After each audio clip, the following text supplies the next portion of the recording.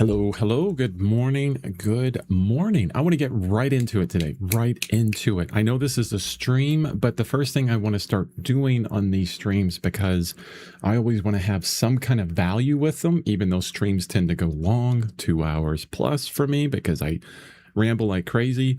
TLDW. I know we've we know TLDR, too long didn't read. I want to do a TLDW at the very beginning, get right to all the points that I want to make throughout this whole stream, get into the details throughout the stream, but talk about right now what I'm going to be going through the entirety of the stream. So those that are just watching this as if it's a video can get through it quickly and then not have to watch the rest of the stream, or can stick around for the whole stream if they want. Okay.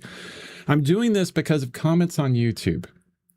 I've done a lot of videos on water mixable oils plus non-solvent painting and making oil painting super easy, super clean, easy to clean up, and no solvents, no heavy metals, no nothing like that. I've done a bunch of videos, but there's always many of us artists that want to complicate this thing so much. No, let's make it easy so we can get to it fast, quickly, and make paintings, because that's the most important thing. We want to make paintings constantly, continually. We don't want to have this just tremendous process that we have to go through every single time just to get started. If we do that, our motivation is killed right away.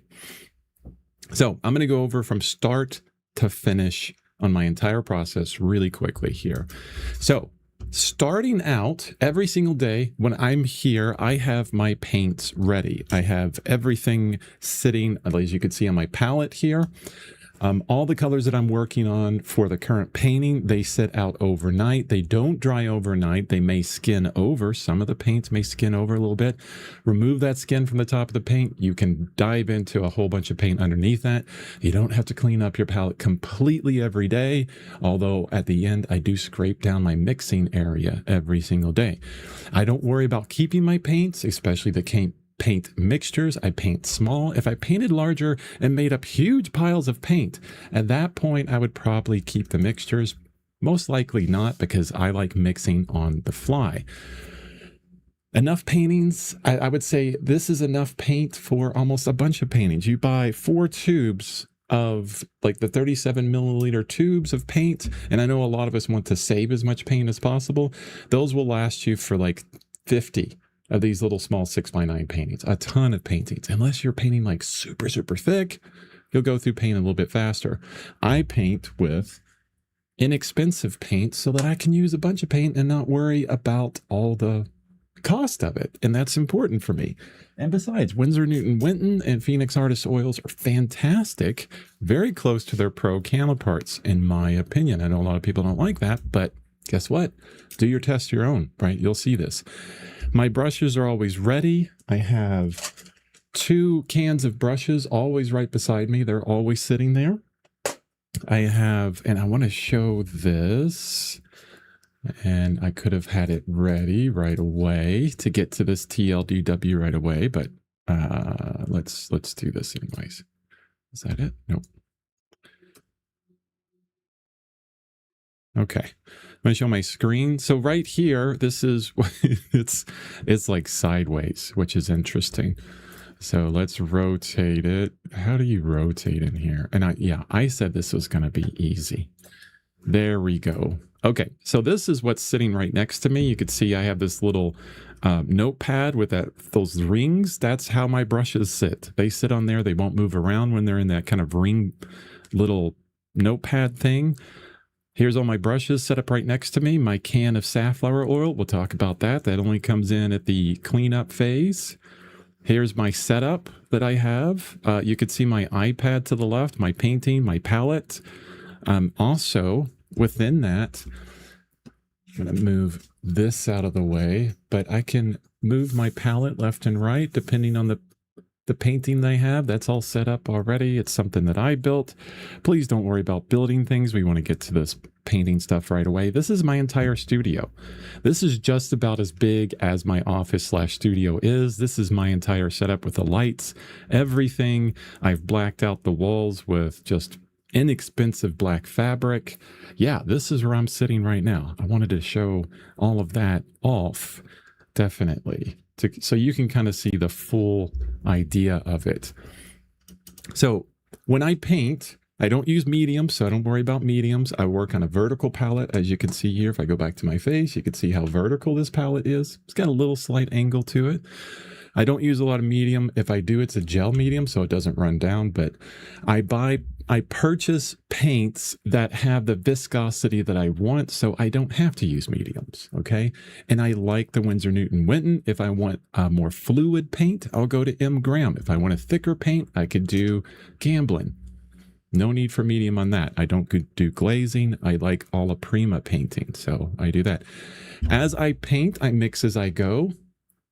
It's faster than mixing before. I was talking with a friend of mine about how I can get to painting in like a minute, less than a minute. I can get to painting in seconds. And there's a big complaint about, well, I can't do 30 minutes a day like you do, Chris. I can't get anything done in less than an hour. And I was talking with a friend of mine and I was asking, well, tell me about your process. And they said that they mix up all of their paint for the whole painting at the very beginning before they even put brush to canvas. And it takes them like over an hour just to mix up all that paint. I'm like, start mixing on the fly. You'll get better at color matching, color mixing if you just mix on the fly. And it can make your painting a little bit more expressive, a little bit more interesting because you're finding mixtures as you're going. You're interpreting as you're going. And it's a lot faster. I mix on the fly. As far as my brushes, I always use, for the most part, these cheap brushes. You can't buy these anymore because the company that closed down. Sometimes I use Rosemary and Company brushes, which are a bit expensive, but for the most part, inexpensive brushes. I use a napkin, is always in my lap here. I like napkins because some paper towels, they soak through the paint and you get paint all over you. I do a folded napkin. These are nicer napkins, I guess. I don't know, still super cheap because the paint doesn't go through them super easy. As you saw, I have my iPad here to the left with my reference. I also have the reference up here on the stream so I could look at it in comparison. That's good for me. I don't clean out my brush between every mixture, okay? If I need to change a color, I just try and get as much of that paint out on my napkin as possible and then go for that next mixture, okay? I don't need to clean constantly. Or I use a completely different brush.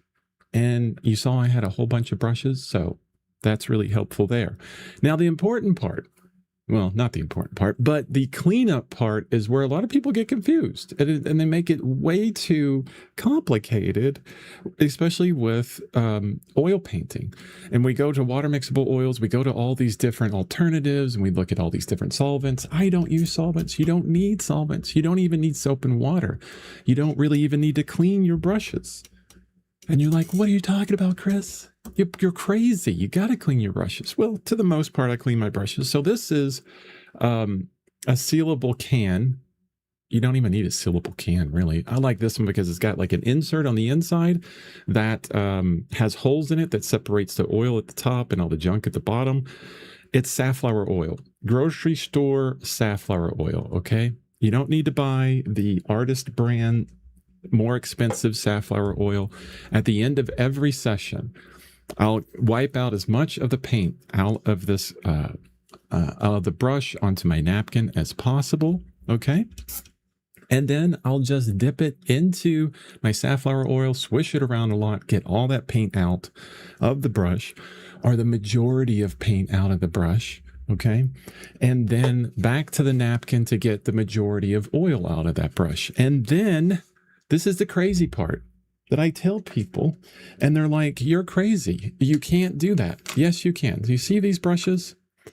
I have not cleaned these brushes in months with soap and water.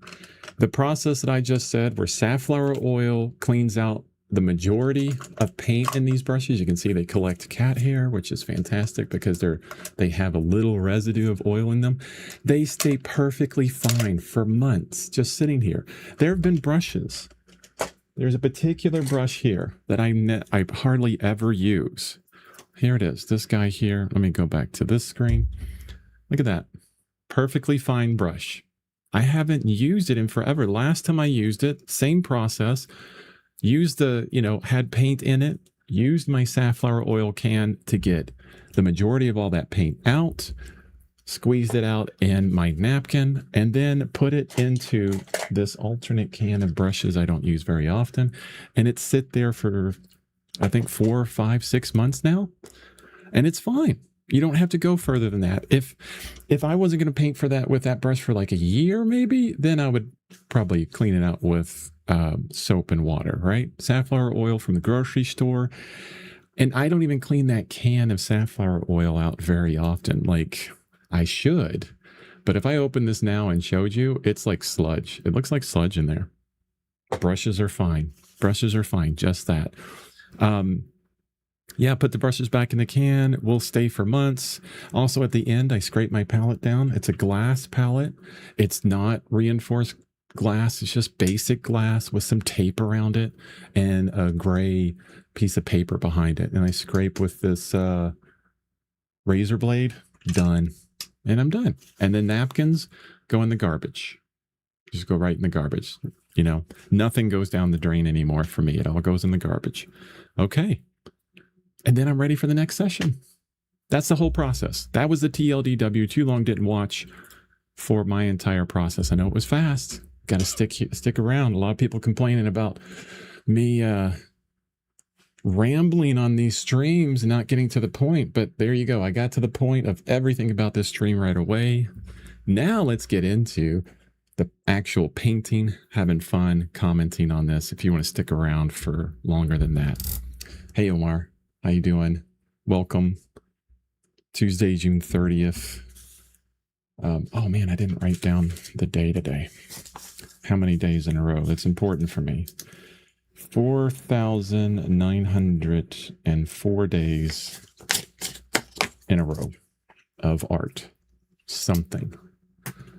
And don't think that most of those days were paintings. They weren't. They were not.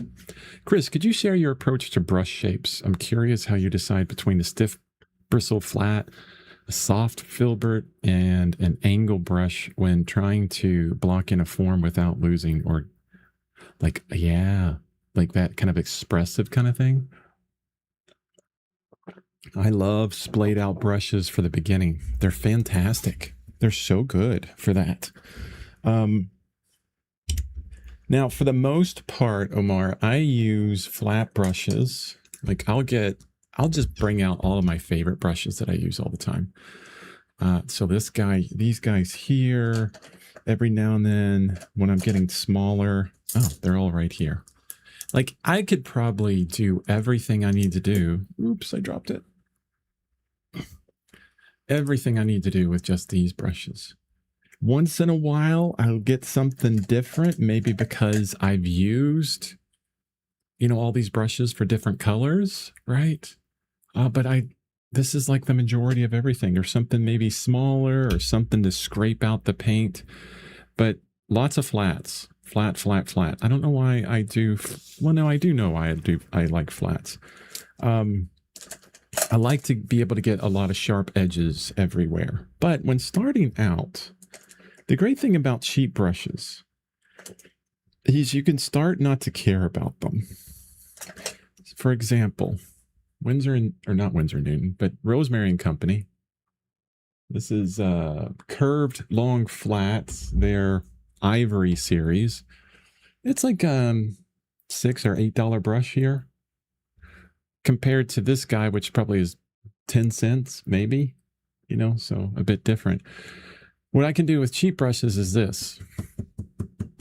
Just pound them out. Look at that. Nice and splayed. Okay. Fantastic. And this is wonderful for starting out because you can do multiple different ways with this brush. And it depends on several things. How you put the brush down, how you shape it with paint, how much paint is inside of it. Like all of that affects things. Let me start mixing up some color here. I'm going to get some of this alizarin crimson, which that's a lot of alizarin crimson. It's going to take a lot to really adjust that. And then yellow ochre. Look at that. Yellow ochre was like, just got destroyed by that color. See, this is M Graham over here, which is a pro brand. It's got a much higher pigment load. So I'm going to have to use much more of Winton to like have tinting strength that's close to it. And alizarin crimson has a high tinting strength anyways. But I want a grayish purple right now. A little bit of white will bring it to closer purple. But I need to gray it out. So the opposite of purple is, what is that? That's red and blue. So yellow. It's not really graying out too well. I knew that was a whole bunch of alizarin crimson. We're going to gray it with black and white because I can use a lot of that. Anyway, I'm getting to the brush thing. The other problem with cheap brushes is, maybe you see right now, I don't know if you can see that, but there's like 10 hairs, brush hairs in this pile of paint that I'm making up. So when I'm first starting out, and I'm not going to do this in my painting because, oh my God, look at all the brush hairs. This is the one that's really falling apart. I need to get rid of this brush, but I keep it. I want to use them until they die. Like I'm just piling up brush hairs in there. It's fantastic. So when I'm starting out, I can do several things. If I want a very gnarly kind of brush, a gnarly kind of stroke. Hey, Doobie, what's up? I can kind of have less paint in my brush, okay? So not as much paint, and then I can stamp it out that way, and I get these kind of gnarly strokes, right? More like I feel the hairs, hair. I feel hair hitting that surface, right? Oh my goodness, let me get all of these bristles out of there. I'm going to paint a cat, and it's just going to be all of the bristles that come out of the brush. It's going to be more three-dimensional than any other painting I've ever done. Look at those whiskers. They look real. Well, they are. They're synthetic whiskers right out of the brush. Now, the other thing I like to do with these flat brushes at the beginning is sometimes you're starting out and you want to draw. Oh, and yeah, this is not working. I'm sorry, brush. I'm going to have to retire you. Well, first of all, one thing I didn't say is always start with a big brush. Or not always, okay? I like, for the most part, to start with a big brush. Many people like to start with a big brush because that helps you think about bigger shapes, bigger ideas, get to the bigness of everything first. But if I put enough paint in this brush, okay, and I want to draw out linearly, I can use it like that, especially with these flat brushes. And I can go through and make straight lines. And this is, in my opinion, one of the best ways to start drawing out anything is to use a lot of straight lines, to simplify all those complex curves into straight lines. Let me make sure that I'm answering your question exactly. Could you share your approach to brush shapes? I'm curious how you decide between a stiff bristle, flat, a soft filbert, or an angle brush when trying to block in form without losing organic. Yeah. And that kind of is alternate to what you just asked, like how do you keep it organic? Organic meaning fluid, flowing, curves, curvilinear. When I block out, it's straight. It's a lot of straight lines. The reason why that is because it's harder for us. We tend to over accentuate curves in a lot of ways. And if you straighten it out, you can understand whether or not the drawing is easy or it's accurate that way, a bit easier. But if you try and get into like all these curves, like this arm has like a very slight curve to it, just straighten it out. One straight line. Like there's curves to the side of this body here, just one straight line. When you go back in, you can really manipulate those small curves. Like if you're looking at hands, all the changes and angles within the contours of these fingers, just straighten it all out and then go back in later and massage the background and the foreground so that you make that little curve. But getting the bigger idea of those shapes down first is really important. And I don't use very stiff bristles. I do have really old filbert and flats that are hog's hair. I only use these to like scrape into the painting for specific textures, or if I want to scrape paint off. It's a very soft surface. The paint is like a medium viscosity, right? And the one thing that I'm talking about in a video that I'm working on right now is that connection between the brush, the paint, and the surface.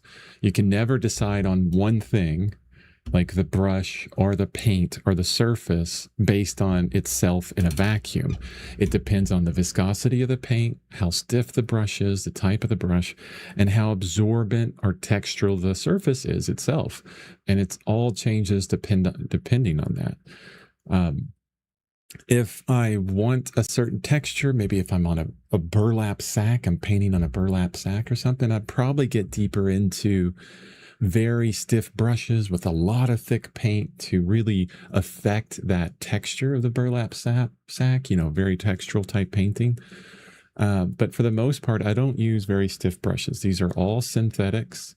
I do that for environmental concerns, actually animal concerns. I don't do like Kolinsky sables and all that because those animals are now endangered, and we can make beautiful brushes in a synthetic way. We don't need to go out and kill animals or treat animals terribly just to make our stupid brushes for our stupid paintings. Okay. I think that's probably got everything we're talking about. Let me go back to, I didn't even set it up on Twitch. There we are. Okay, looking at it on YouTube. How you decided between a stiff bristle brush, a soft, soft filberts. The only time I use soft filberts, and I have no angled brushes. I have round, flat, and some filberts. All the filbert brushes I have are really old and they're small and they're super splayed. These guys here, I use these for softening out edges. These are like closer to finishing brushes, soft synthetics. This is Monarch by Winsor & Newton brushes. Had these for years. So if I need to soften an edge, that's where I go to. But for the most part, I like shape. I like angles. I like everything that has to do with definitive contours and angled shapes. And that's what I go for a lot. And that's, a subjective concern for the most part. Way off on these colors I'm mixing up.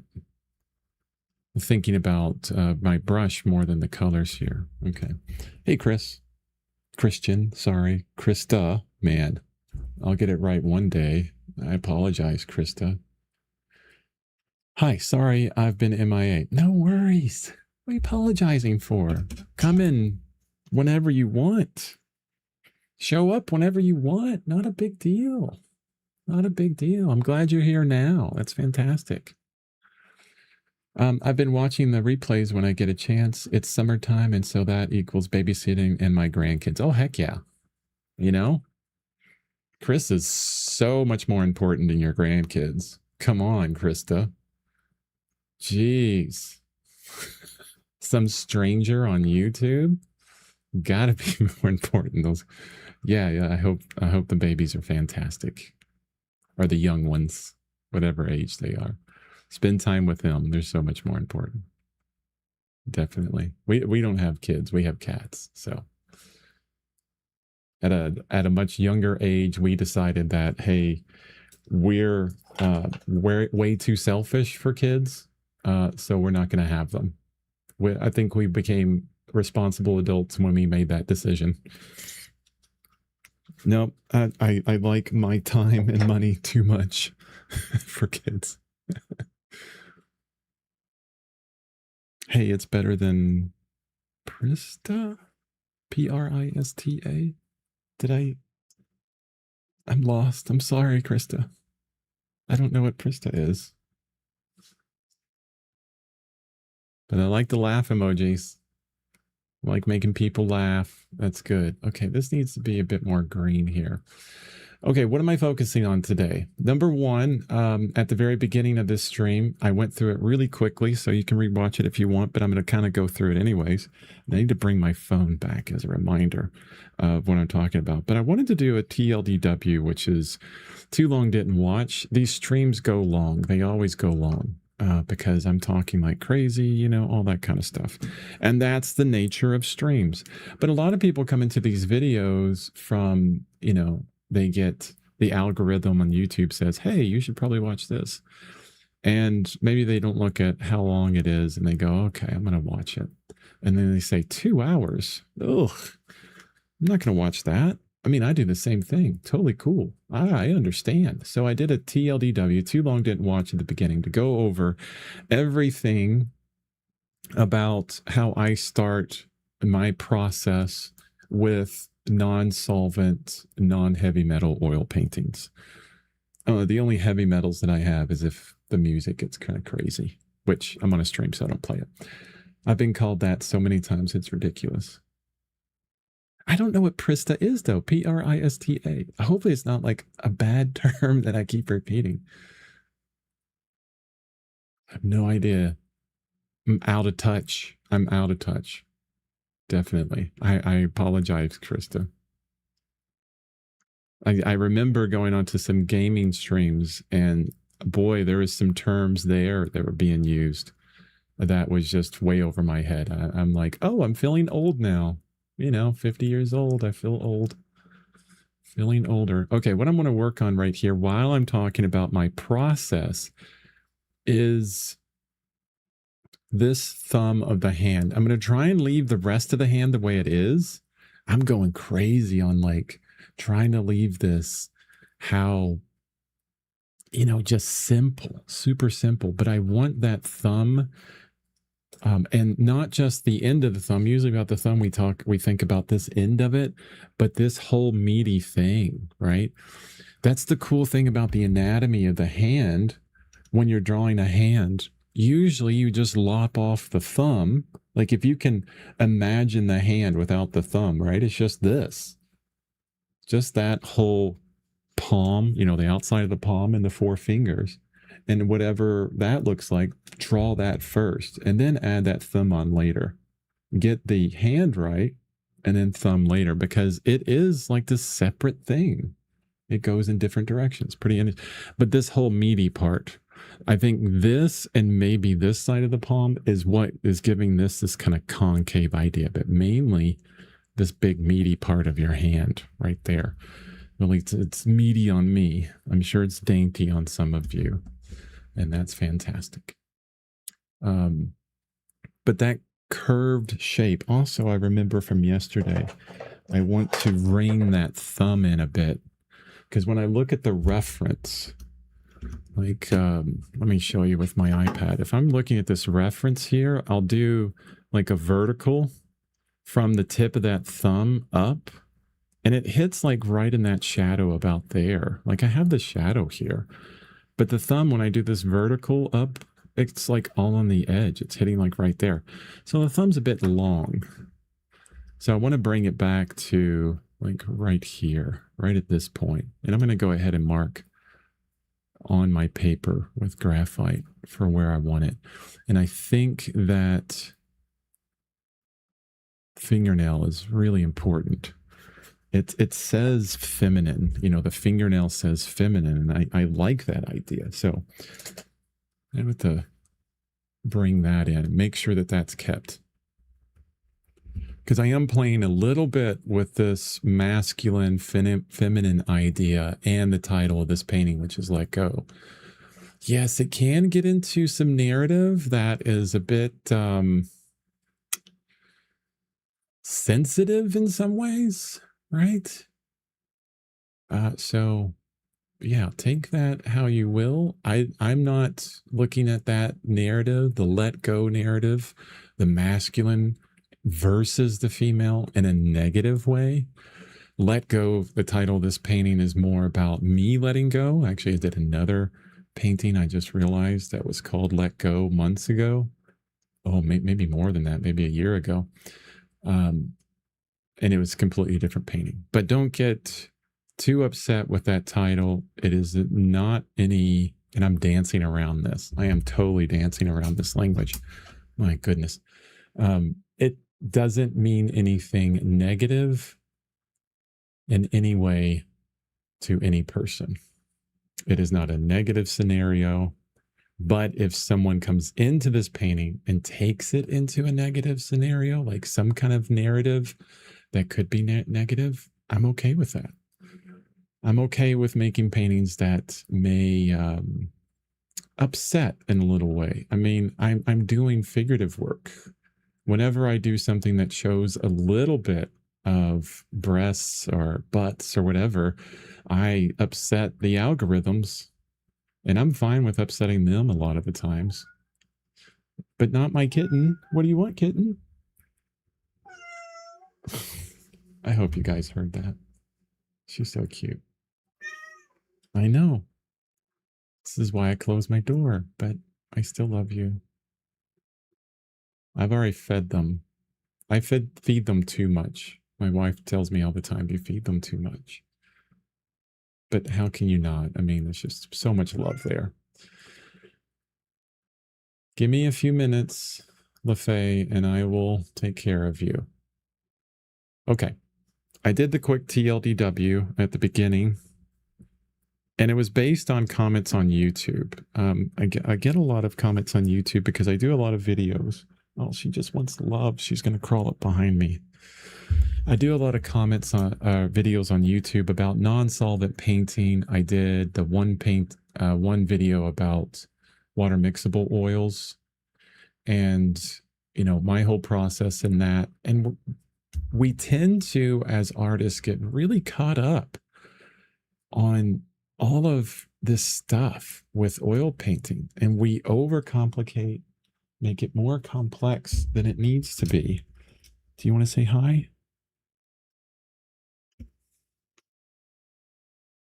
The babies come first, right, Krista? So this is LaFay right here. She's a gray tabby, or Tabaco, I think they call them, because she's got a bit of like brown in there, a little bit of Tabaco going on. And they're siblings, so they were born in our house at the same time. We were fostering a mom, and it was a fantastic week of watching these guys get born along with their other siblings, and it was definitely a foster fail. We kept them. How could you not? They're so cute. I could totally just sit on this whole stream and just talk and then show Kat pictures of my kittens. And I think it would probably do better. I think people would be like, yeah, have you ever checked out that? I think he's an artist. I don't know. I really don't care that he's an artist or he does paintings. But the cats he shows, oh, so cute. That's what we should do. Just show cats while I paint. I mean, Bob Ross had a squirrel in his shirt when he painted. I forget the name of the squirrel. I think that's what endeared him into the hearts of the American public. Not Bob Ross and his afro and the way he spoke, but more that squirrel. As soon as that squirrel came out, I'm sure his ratings just went like crazy. And then all the executives are like, got to bring the squirrel on, Bob. Everybody loves the squirrel. We need more kittens. Need more cute animals. The only reason why I'm working on this arm here is to shape the contour of the thumb the way I want. So the process is always a back and forth, always what's in front of behind it, and with the back thing, you always work, from one to the other to get what you want, right? There's a tendency for a lot of artists to paint up to a contour and not over it. Don't do that. It'll turn into like this kind of comic book look where there's like this definite separation, unless you like that. I mean, that's a possibility too. Dark mark. That was terrible. That mark there, value way off. Come on, Chris. You know where that value is supposed to be. Not only that, it's purple when it should be yellow. I'm going to scrape this off as soon as I put it on. Yep.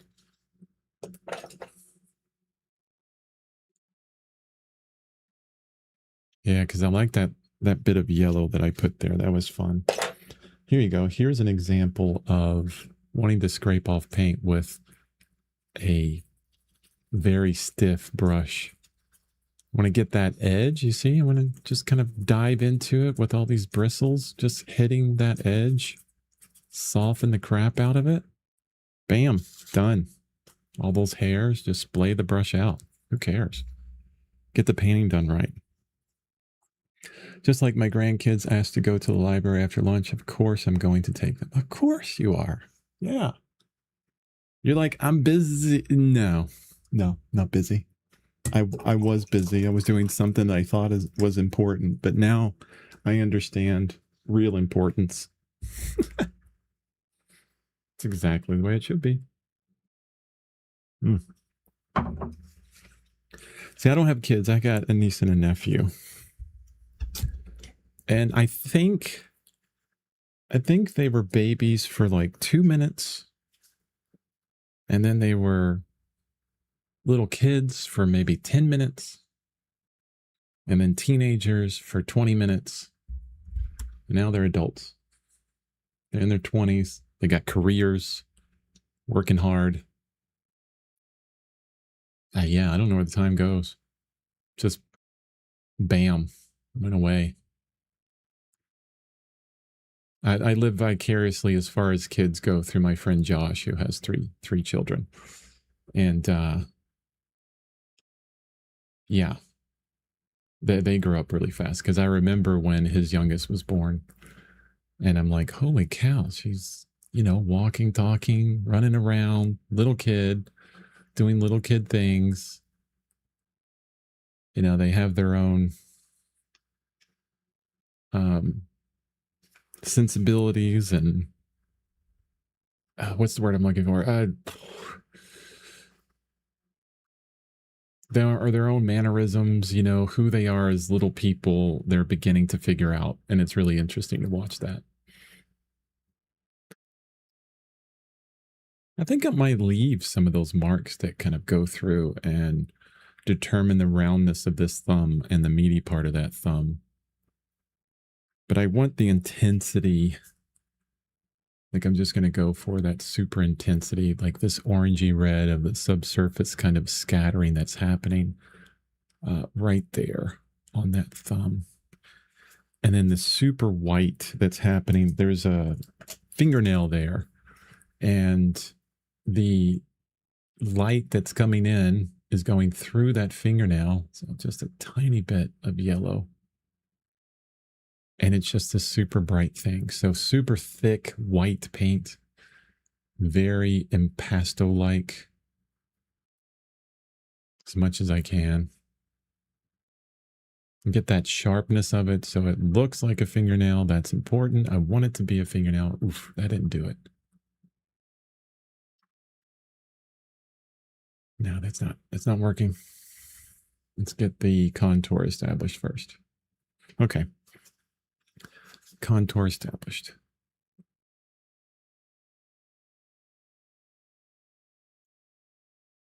Sometimes, you get into these little things and you're like, oh, I want that shape to look like something specific. It's important for the narrative of the painting.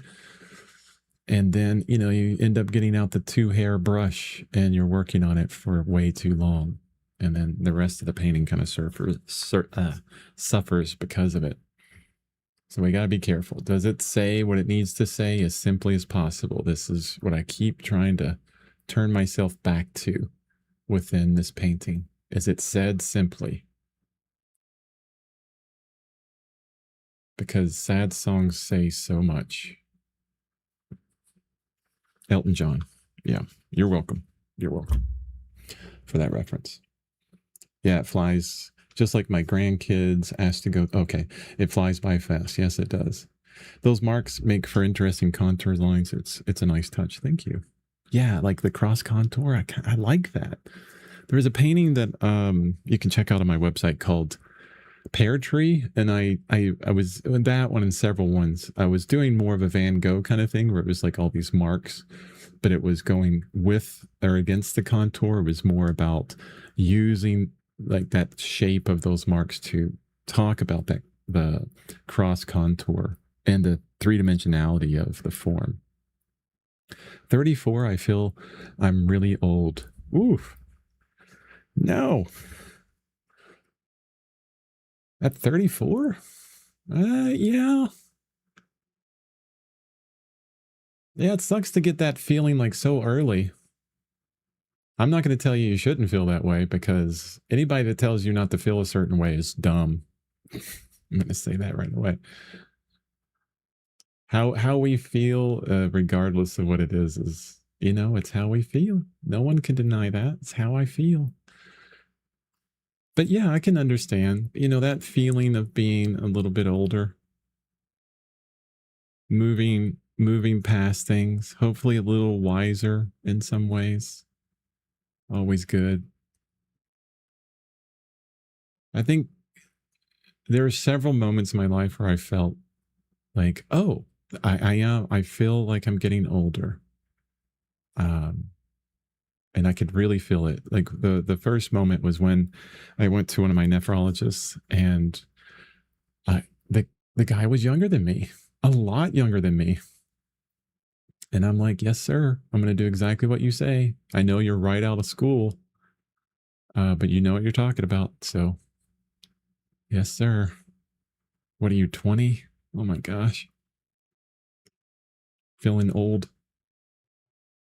The trick is, I'm in a community here where many of the artists that I'm around are older than I am, a lot older, like in their 70s.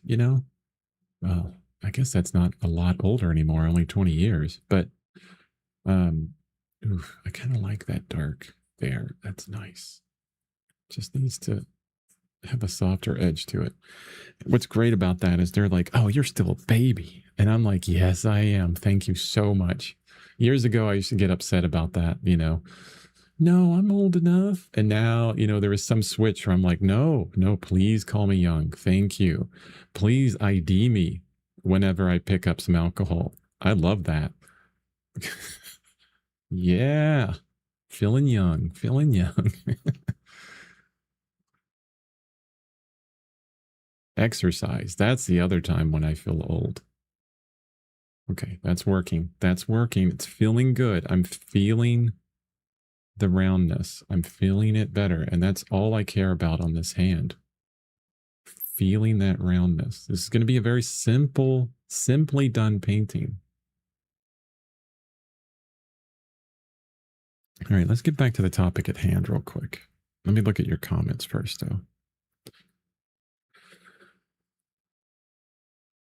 Just like my husband's cat, Trouble is almost 17, and it seems like just yesterday she was a sweetheart and now only loves him. That's okay, though, because I value my face. That's fantastic. Yeah.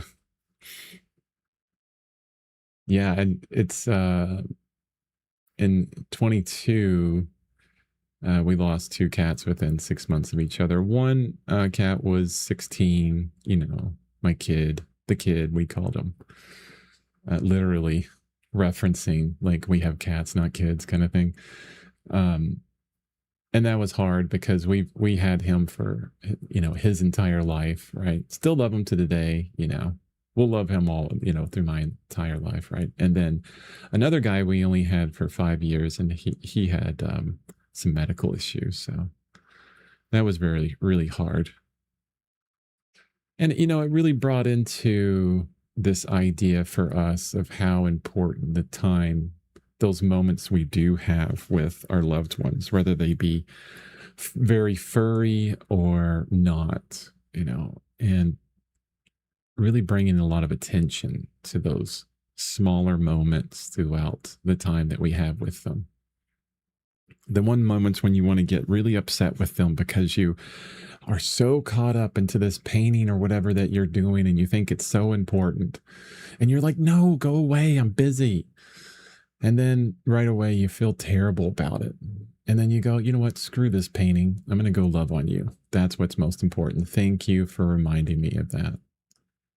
And when you get cats that just love you to death and are around you a lot, it's fantastic. It's beautiful. You are young. Yes, I am. Only 50, be 51 in July. It's how you feel, right? I did a mile run this morning. I'm being nice with that word run. Okay. It's more like a jog and then stop from dying and then walk and then jog again and then stop dying and then walk. That's the process. And then feeling pretty good about it when I get home.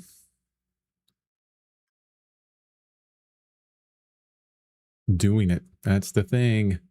We're in a society nowadays where I feel like you got to exercise because it is so easy for at least for me. Maybe not for a lot of people. It's so easy for me to be able to just go to the pantry and 2,000 calories in like 20 minutes. We don't have really bad food, but I could eat a whole bucket of nuts. It's healthy, yes. But holy cow, the calories.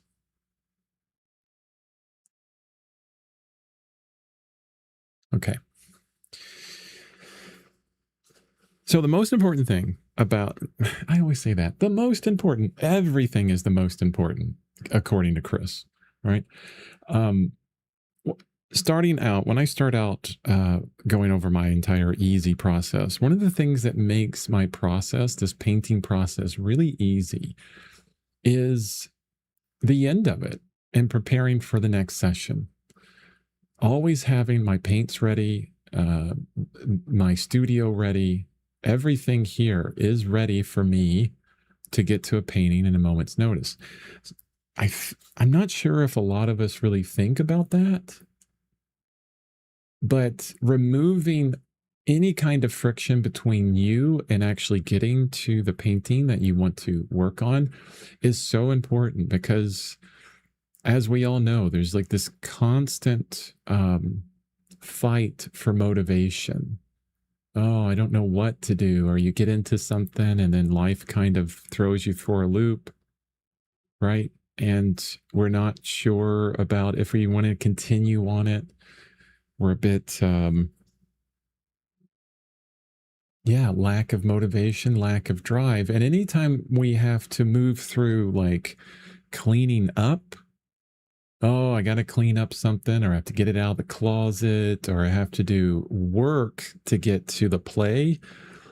It's easier just to stay, on your phone or on your computer playing a video game or watching TV or whatever you're doing. It's easier to just do that than it is to get to that thing that is more fulfilling, right?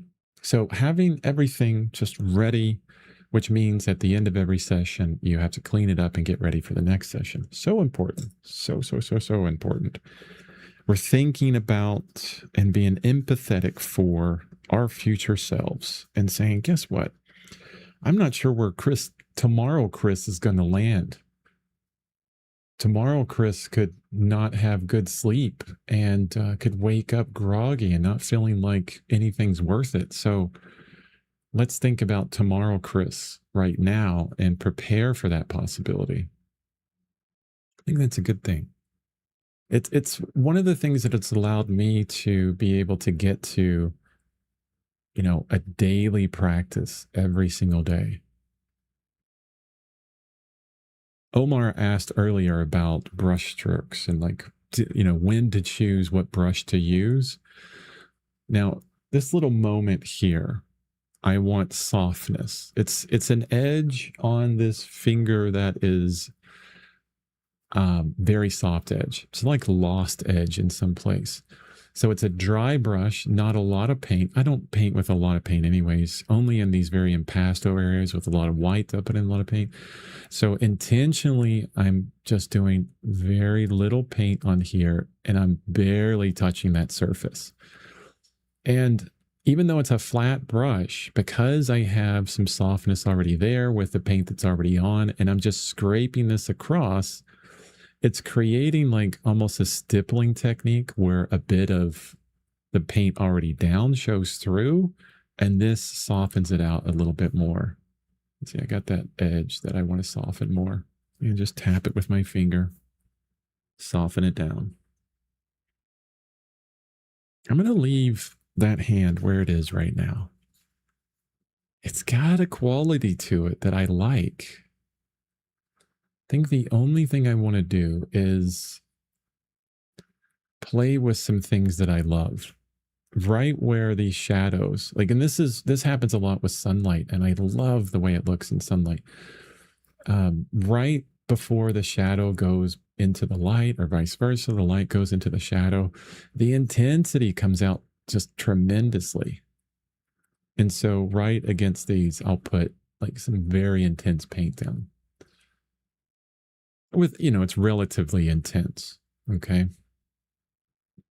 See, I need another dry brush. I could even wipe it out on my paper towel and do like a dry scrape here. Soften that out, bring some intensity to that edge.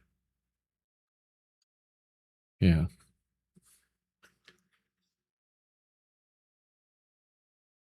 And a lot of times when I'm doing this, when I'm painting, the the thing that I think that is really important is looking at these little moments and really focusing on them and finding the interest within them. There's a many times when I paint, um, it's more like, oh, I just want to get this painting done, and that gets us into this mode of finish, getting to the end of the journey, when the most important thing about this painting is the journey itself, the what I'm putting down in these specific areas. Like, I'm about to work detailed on this, but it's so unimportant.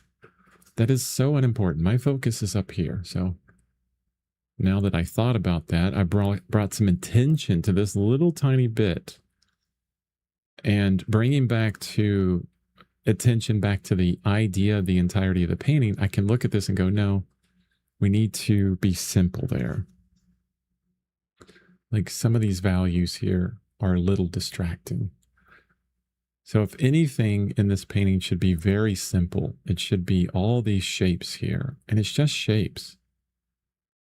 It's like when I look over at my reference, it's a quick look, and I'm just, glancing at shapes and then kind of interpreting them and then putting them down here. And there's no need for exactness, perfection within this. It just needs to say hand, and just hand in a general way, one that's not distracting.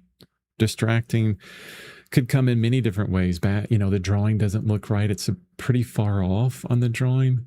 So it's going to be distracting because, we reference the human body in certain ways. And if it's different than what we think it should be, it can get distracting. So drawing could be distracting. Sharp edges, high contrast of one light color right next to a dark color will bring attention away. Maybe not distraction, but attention is probably a better way of saying it, because distraction could be negative, but we could use all those same ideas as a positive. Oh, I want to attract attention in a location. Use the same ideas.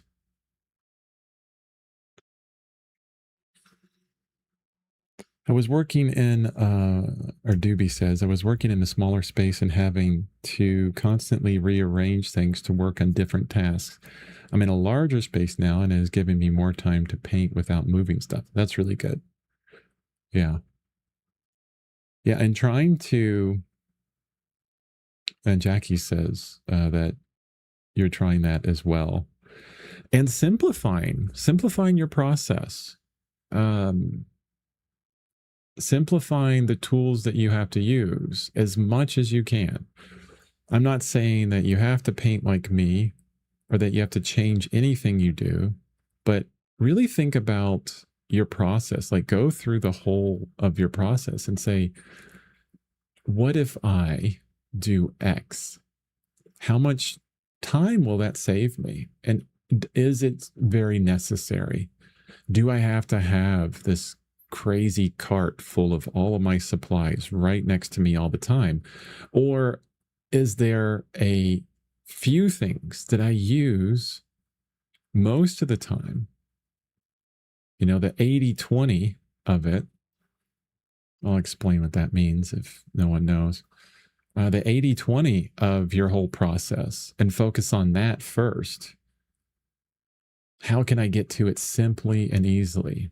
We tend to want to complicate things so much. We love collecting supplies. I do. Oh my gosh. I have a chance to go to the art store and I'm like, what can I buy? Do I need anything? And the answer is no, but I still want to go by the art store and buy something. It's crazy. Like, what the heck? I'm going to be on Hoarders, that show that was on probably forever ago. I'm dating myself. And it's all going to be about like this artist. You cannot move in their house for all the art supplies. Could open up Amazon art supplies with inside my home, probably at some point. Anyway, simplifying your supply, simplifying your process so that you can still be as creative as you want to be. Sometimes you can be more creative through limitation because we're really leaning on our own creative sensibilities to try and do what we need to do. But with simpler tools, less of what we need.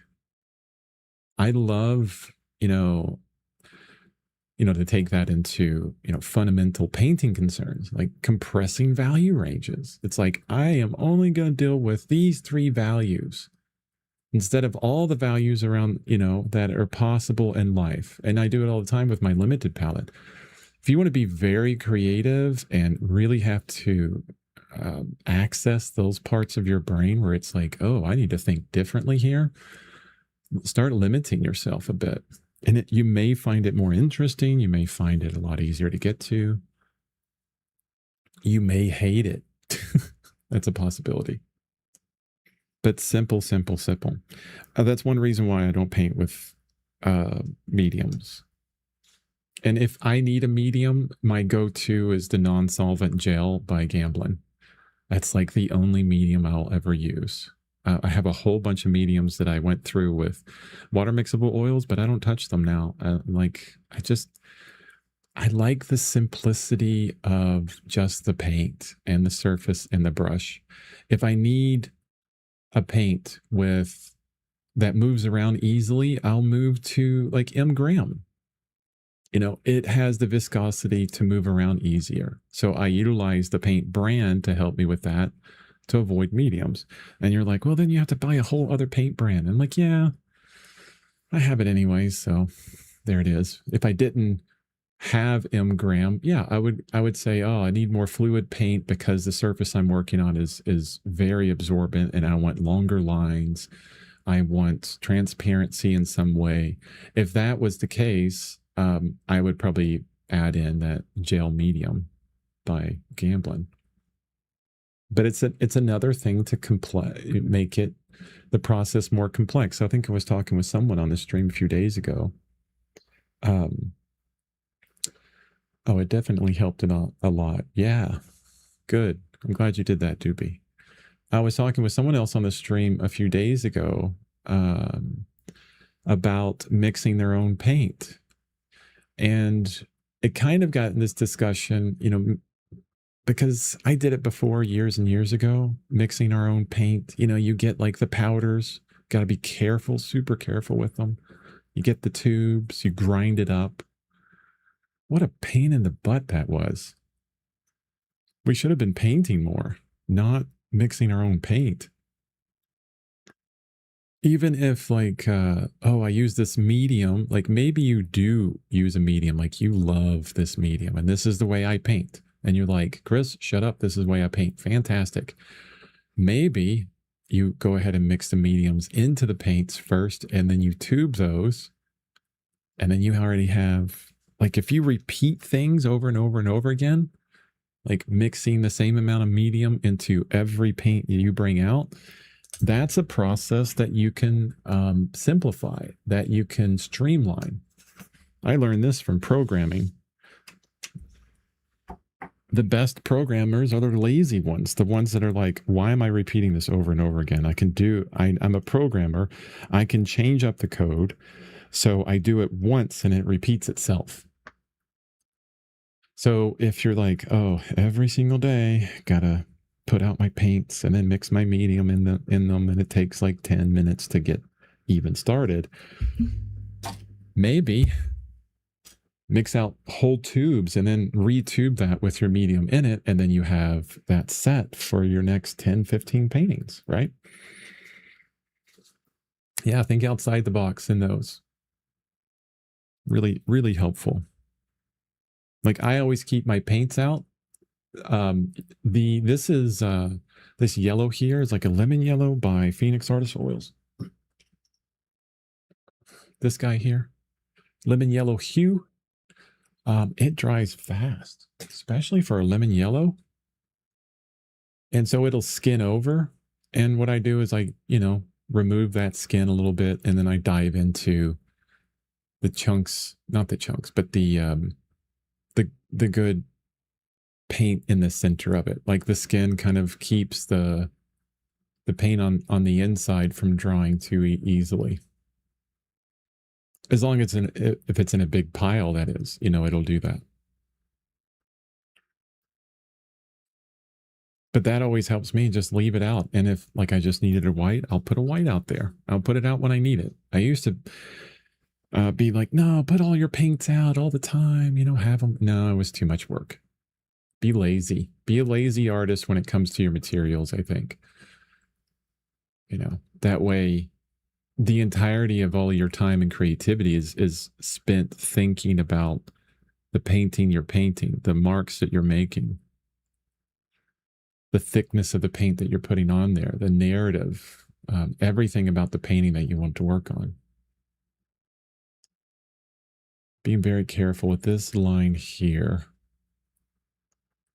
It's a bit of a shadow on that arm that's indicating this is where the arm stops and the background begins.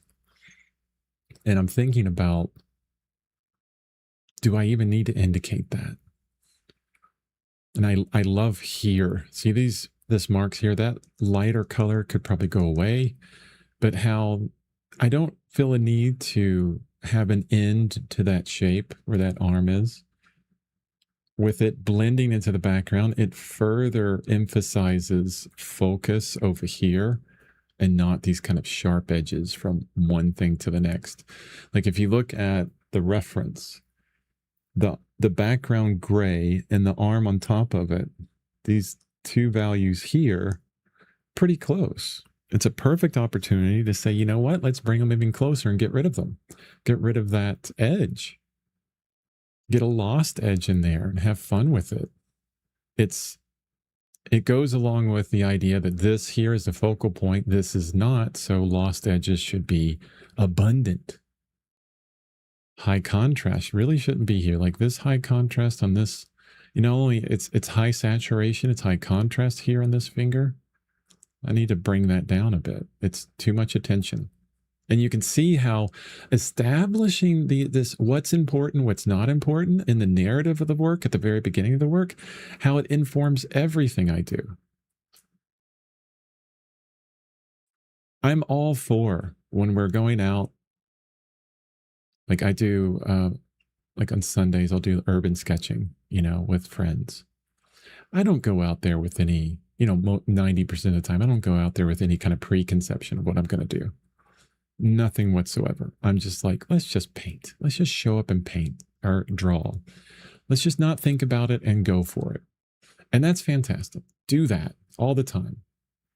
But in my studio work, the quote unquote important work, right? I don't worry about, I worry more about that. I say, okay, I want to say something here. I want a narrative here. So defining all of this at the beginning is important for me.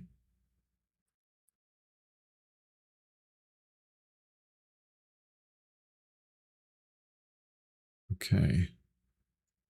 Good. Good, good, good.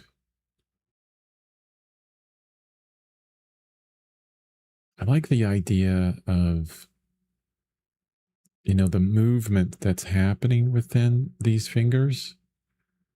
There's a modern sensibility with movement now because of photography and especially movies and things like this, where there's a blurriness that comes from photography. I mean, and hundreds of years ago, that blurriness would mean undone. It wouldn't mean something specific like movement, right? Like you can see the movement of my hand here because I'm recording this at like 30 frames a second. But when I move, there's a lot of blurring that's going on. And then bringing that in to this idea of painting, right? I have to move all of my supplies every time because we are a 7-person household and all 4 rooms are occupied. But I have made it simpler to get my setup ready after several changes to the setup. Good. That's really good.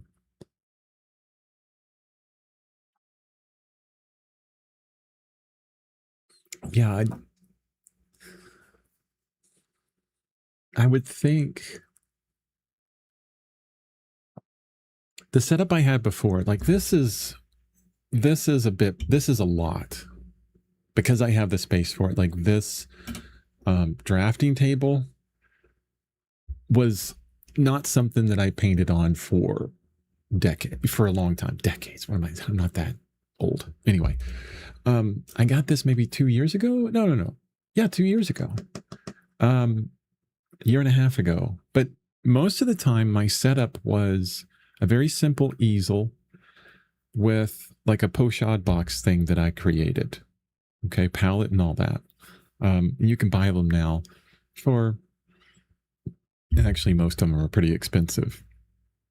But I like that setup because it wasn't so bulky like this. Like this sits in place, it never moves. But that setup was even more, what's the word? Like easier in ways, but it was even more versatile. That's what I was looking for. Versatile. Because it was the same setup that I would use in my studio, that I would use for plein air painting, that I would use for urban sketching, that I would use for life drawing. It was not only my painting setup, but my drawing setup. It was everything all in one. It needed nothing but that. And if I wanted to, at any moment in my house, to paint either in my office or I saw something in the living room that I wanted to paint, I would just, bam, just set up right away. I had this little small chair that could fold up to nothing. I still have it. And that was fantastic. I think that was the most versatile setup I have. And I still have it. So I can get to it at any point in time. And I think what you'll find is those limitations, a 7-person household with 4 rooms that are occupied, are going to improve your ability to get to artwork at any point in time and your resilience within that. Where some people, like even myself right now, we get like used to this crazy setup and it's like, oh, I can't paint in any other setup just like that. I need all this. But you can build that resilience, make it even more fantastic. Yeah. Easier, simpler. Oh, I don't need all this. I can make an awesome painting with next to nothing. I love that idea. I love the idea of this like hermit guy that's been on the street for like 10 years and he's got like a cardboard box set up and some paints he made out of dirt and some motor oil somewhere. Right. And brushes out of his own beard hair or something, or hairs that he found like somewhere. And they are making these just gorgeous freaking paintings that are beyond anything that we've ever seen, like a new look at painting. And it's like, costs nothing to do it. Right. I love that idea. I would look at someone like that with such adoration. Just, oh my gosh.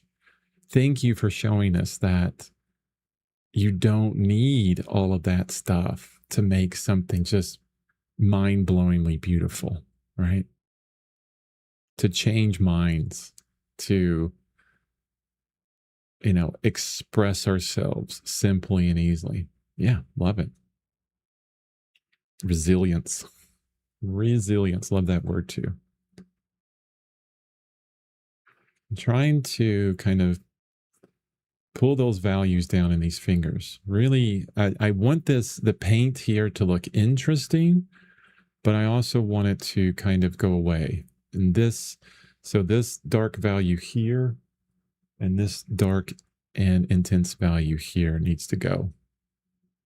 So lighter and more gray. There's like this random mud mixture that I have. So I'm just going to scrape over it very lightly. Let's lighten it up a bit more.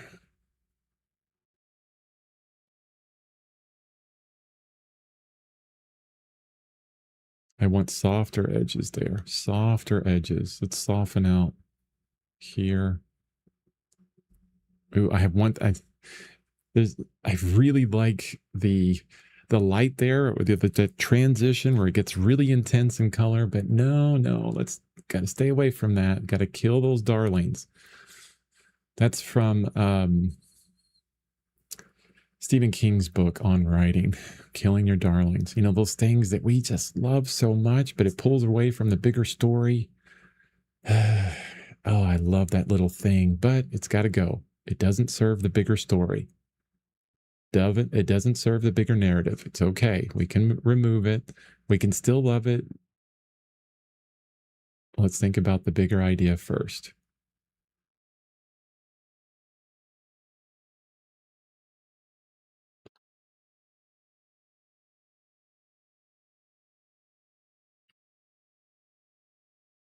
Yeah. Yeah, that's getting there.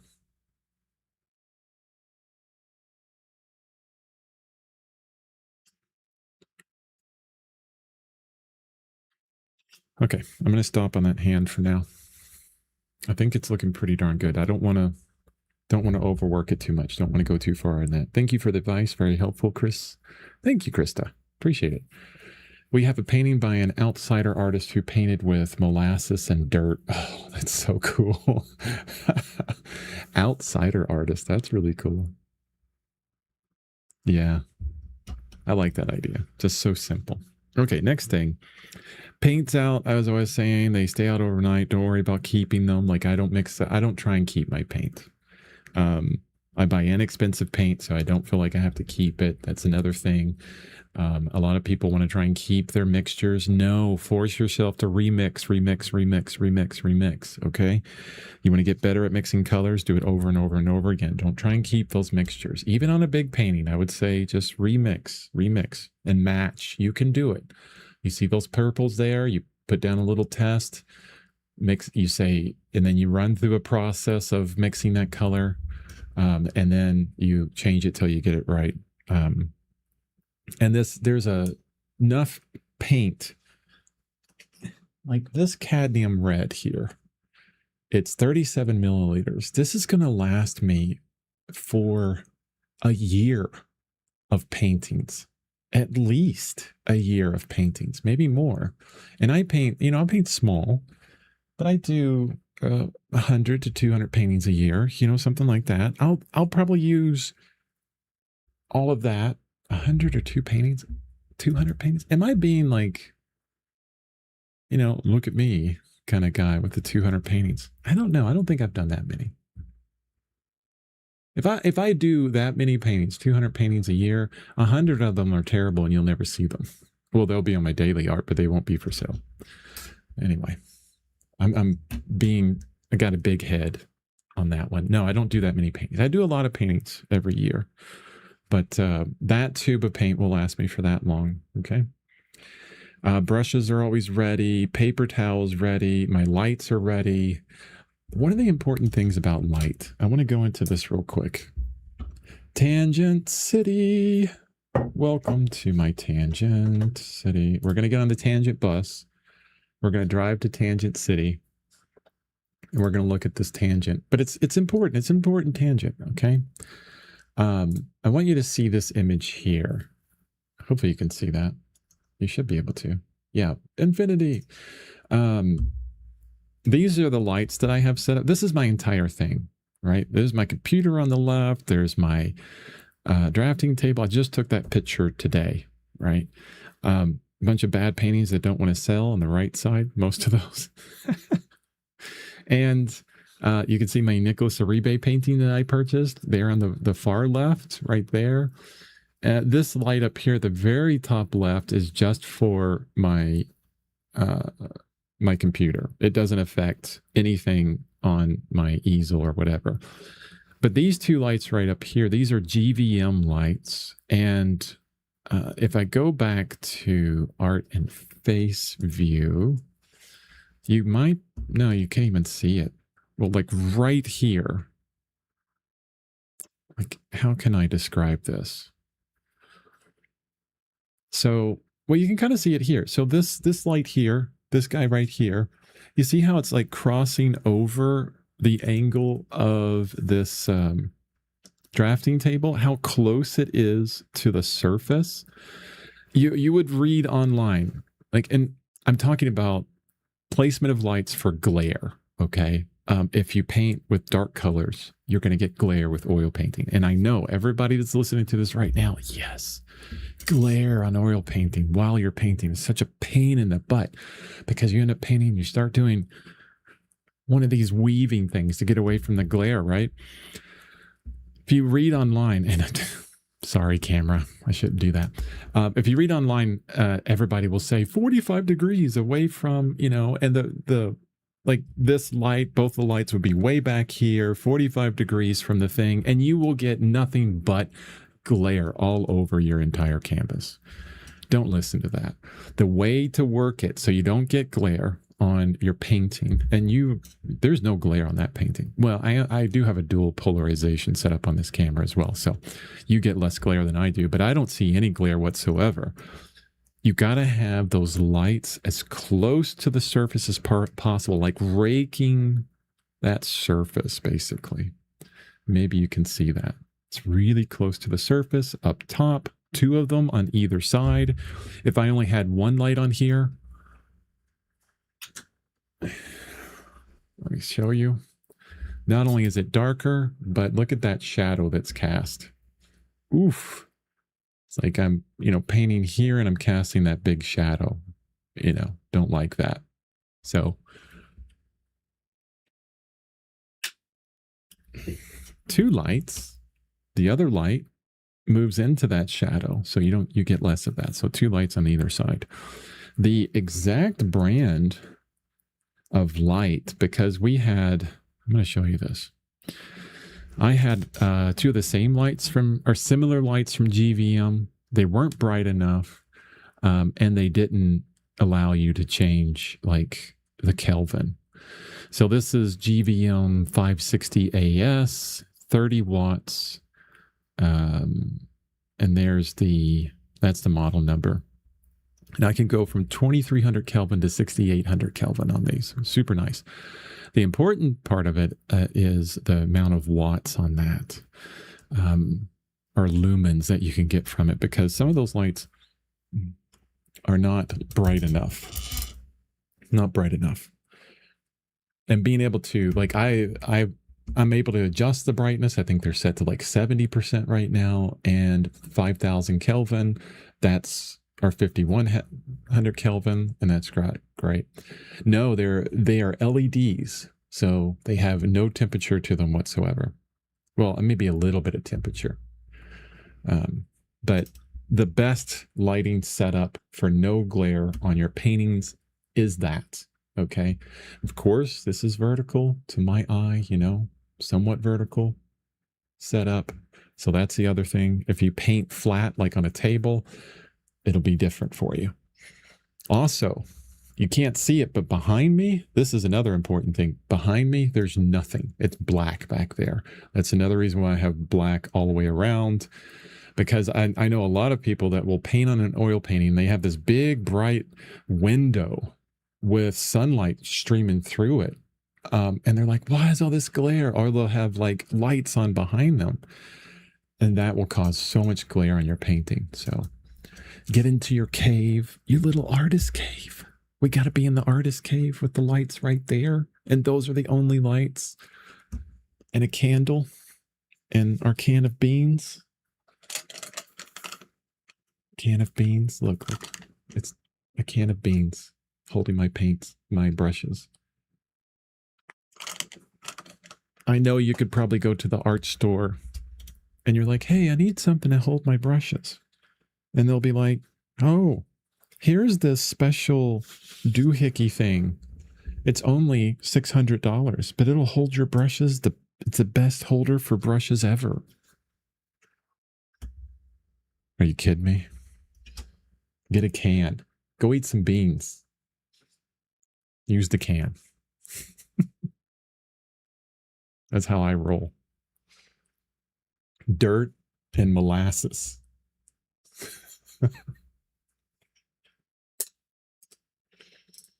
Oh, yes. That's how we should paint. Dirt and molasses. And I think you said syrup, but I'm going to say molasses because it sounds funnier. I'm trying to be funny here. Okay. Let's figure this out.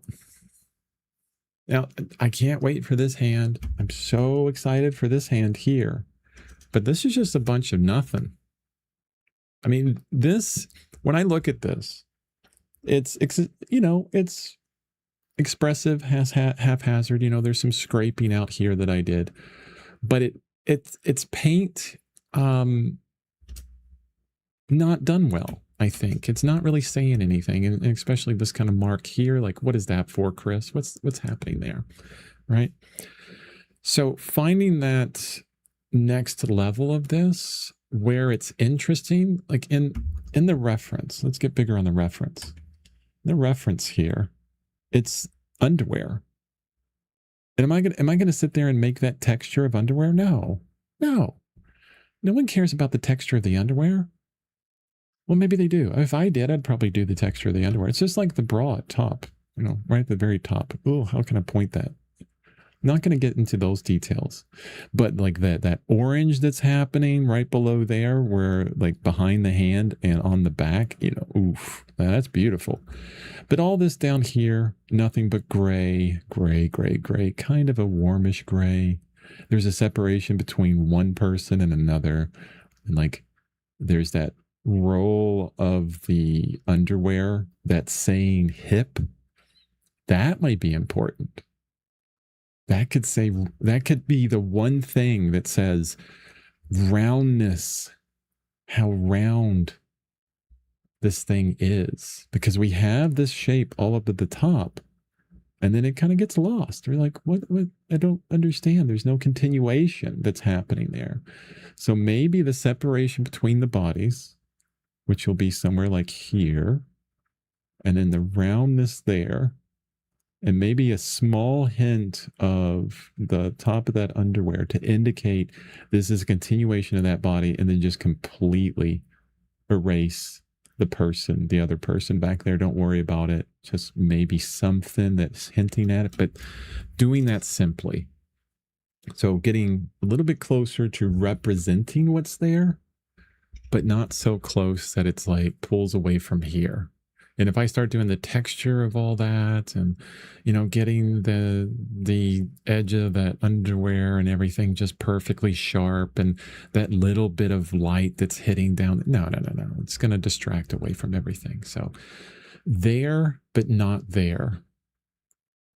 You're welcome for the eloquence within my language. There, but not there. I'm like Andy Warhol when someone's talking to him about his artwork, just as, what is it? Just as esoteric as you can be. Oh, I paint what's there and what's not there at the same time.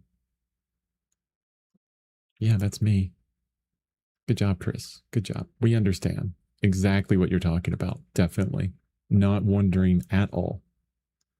Totally. Okay. So a grayish, warm gray, black, white, yellow, ochre, boom, done. Simple. That's a great thing about Zorn. If you want gray, bam, you got warm gray, you got cool gray. You won't go too deep into the bluish gray, but it's there. And look, that did nothing. Nothing. Let's lighten it up a bit. Here I am going in with like a non-shaped brush and just kind of lightly hitting it. The angle is important. See, I'm doing this kind of angle there that does hint at some of that texture a little bit, but it's thinking more about the form of the body than anything. There's that edge where there's a little bit of rim light that's happening on this body here. It's really cool. Grab that simply.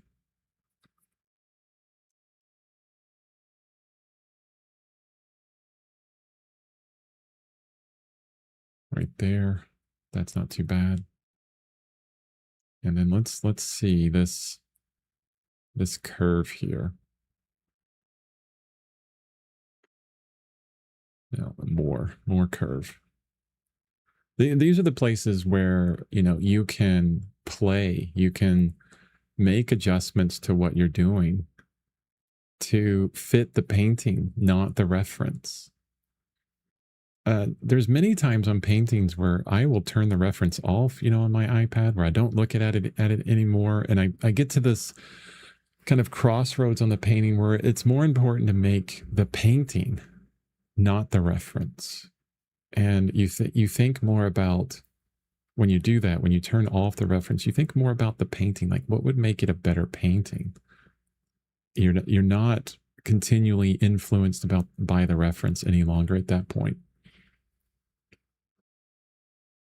Like, how much can we not look at the reference? Actually, I was talking with someone yesterday on the stream about painting from imagination. That would be another like progression to get better at painting from your imagination, is have reference and look at it, but then turn it off and then try and memorize what you saw.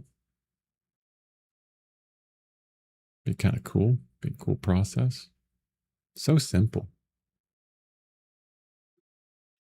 You know, what's interesting is this down here, this angle of the side of this body, especially how this hip kind of the leg kind of pulls out a little bit further. It needs to be lighter.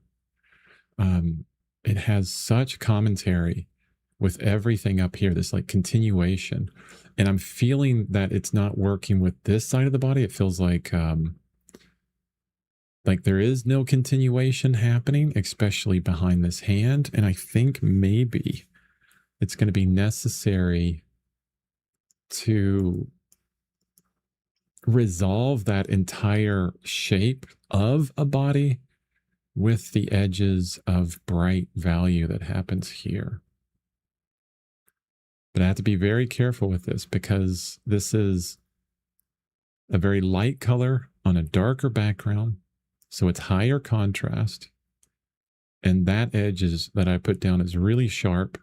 So it's going to start attracting a lot of attention.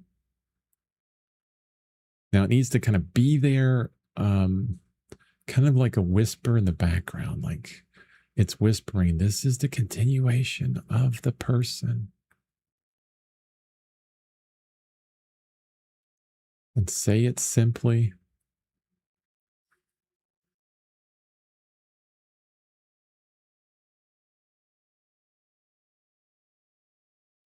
I'm fascinated at how, now that I put this angle down, this angle up here needs to change a little bit. It feels like this would can continue on into nothing, and that has nothing to do with it. This line, this contour of the body can continue all the way down here, and this line, this contour of the body is incongruent with how that would meet up. So what I want to do is kind of begin to angle this back just slightly. So it hints that, oh, it's going to continue on into that lighter part down at the bottom. And it does that on the reference too. Slightly, very slightly. For some reason, I was just reminded about Vincini from Princess Bride. Slightly inconceivable. if you know that movie. Something about the way I said it.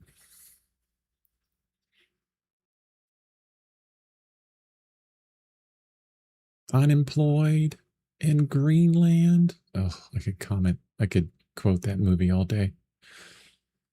Okay, that works. See, it changed. That, I mean, that's so subtle, but it's there. I need to soften this out a bit. Okay, it feels like a hint, a continuation, like it's there. Now the other side. Back to the other side. Isn't that fascinating? I hope you guys think that that's fascinating. It's wonderful. This, I put this down and it's affecting everything up here. Oh, the baby's back. Oh, okay. All right, guys. I'll be right back. I'm going to put the be right back screen on. I'm going to take care of my baby.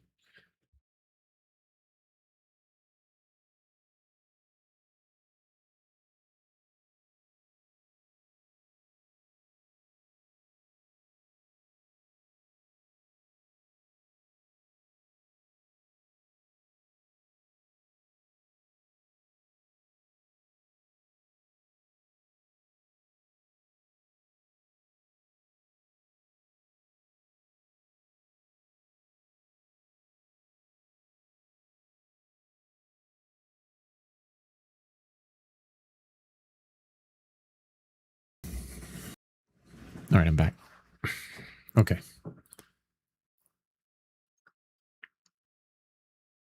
Looking good. I'm having fun with this.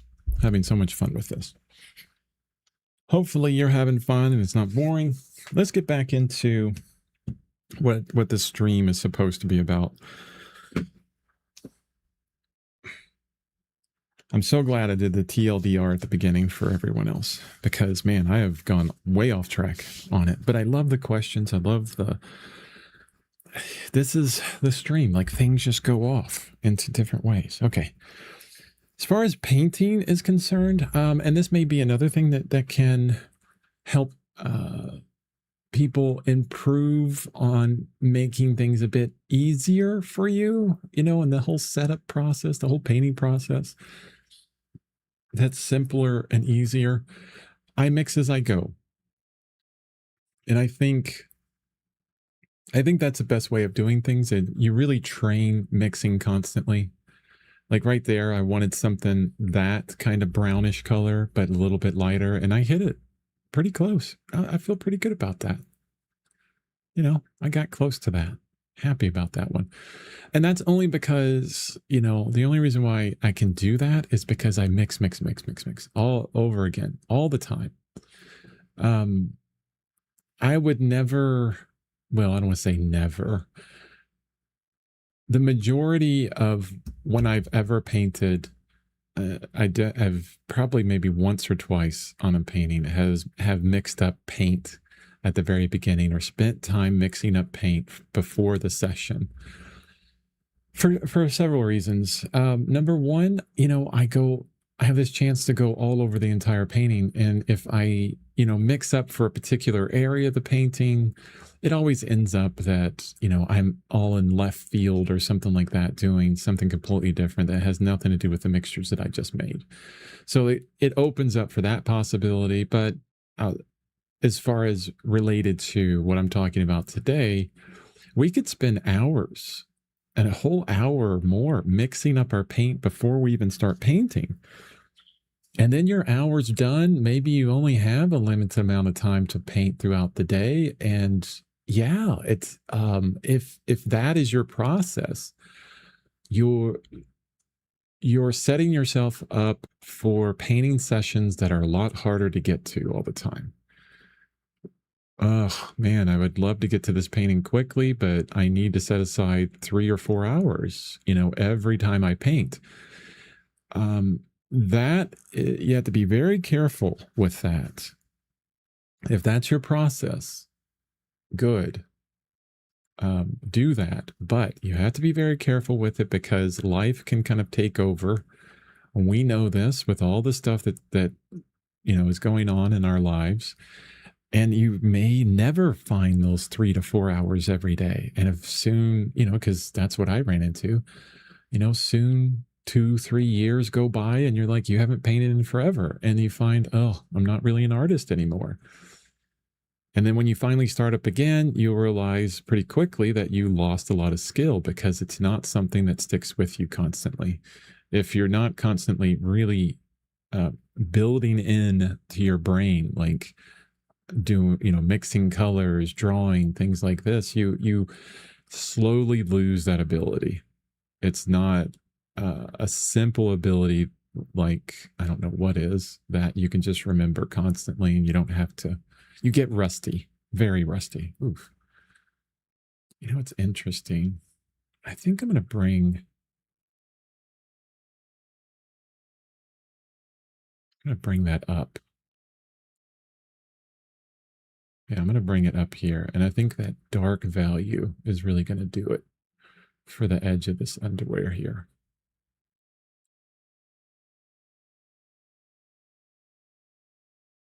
Yeah, better, better, better, better. So mixing as I go. It's important for me to, as a part of my process, to make it easier and simple so I can get to it. I can get to the fun right away, get to the painting right away, and not have an interim kind of thing before I get to painting. Look at, and again, this is one of those blockers that we're trying to get rid of, right? You guys were talking previously about having to get your stuff out and set it up before every session. It's definitely a blocker, right? And if you can't get around it, you're like, well, I'm in a situation where it has to be put away. I'm in a small space. Uh, Look for those ways, like you've said, to make it simple and easy so that you have to do that, but maybe it only takes 2 minutes, you know? I remember when I was doing plein air painting when we lived in Florida, like in the early 2000s. I would plein air paint with a lot of wonderful people down there. And there was a few artists that would have, like, they would have carts, big cart that they would pull behind them, right? And they were limited to only certain locations because they had to have their cart, which had a table and chairs and their easel and multiple palettes and all of their paints and all of this stuff. Like, it was a tremendous effort for them to get from A to B, like from their car to painting. Um, I mean, they would bring their whole studio with them. They felt like that was necessary. That's how they had to paint. And they enjoyed it. They still painted. It was fine. Totally good for them. But for me, I was like, no, no, no, no. I got to simplify this. If I had to do all that, I would not do it. The funny thing is there's this really bright value here that's happening where it's just, the paint was scraped on there quickly. Um, and I don't see it. Like, it's not really standing out as this thing that is becoming very important for the composition. Like, it's not saying that it's pulling away from. I'm trying to scrape into that, but it's dry now, so I can't do it. It's not pulling away from anything, I think. I think it adds to the expressiveness, but I don't know. Is it pulling away? No, I think it's good. I think I'm going to leave it. Like, it doesn't exist in the reference. It's completely, like, different from the reference, but I think it looks good. I'll catch the rest on replay on our way to the library. Have a great day, Chris, and everyone. Thank you, Krista. Have a wonderful time at the library. I love the library. Oh, fantastic.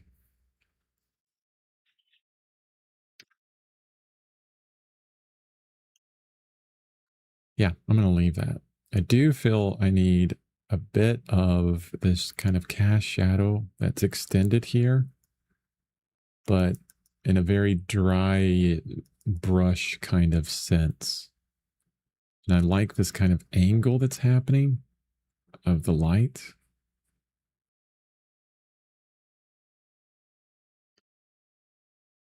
separates the hand a little bit more from the back of that figure. It's dark and it has some kind of brown to it, but not much. So ivory black, yellow ochre, cadmium red is my brown that I can go to. It's not as near as intense as like a burnt umber or something like that, but it works. No, soft, soft, soft. And I like how it's dark, dark, dark, and then it lightens up as the hand kind of pulls away from that body a bit, lightens up, and it adds in some more intensity. Yeah, interesting. That might be enough. Is that enough? A little bit more.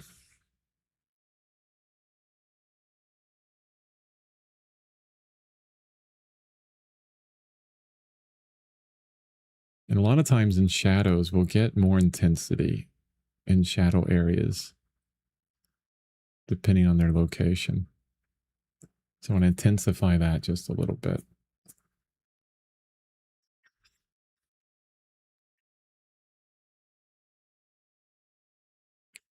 This feels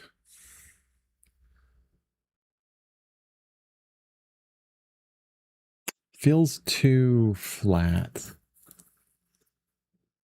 Looks good, Chris. We'll add the other waist. I'm not sure. I'm not sure. I know it's like hinting back there.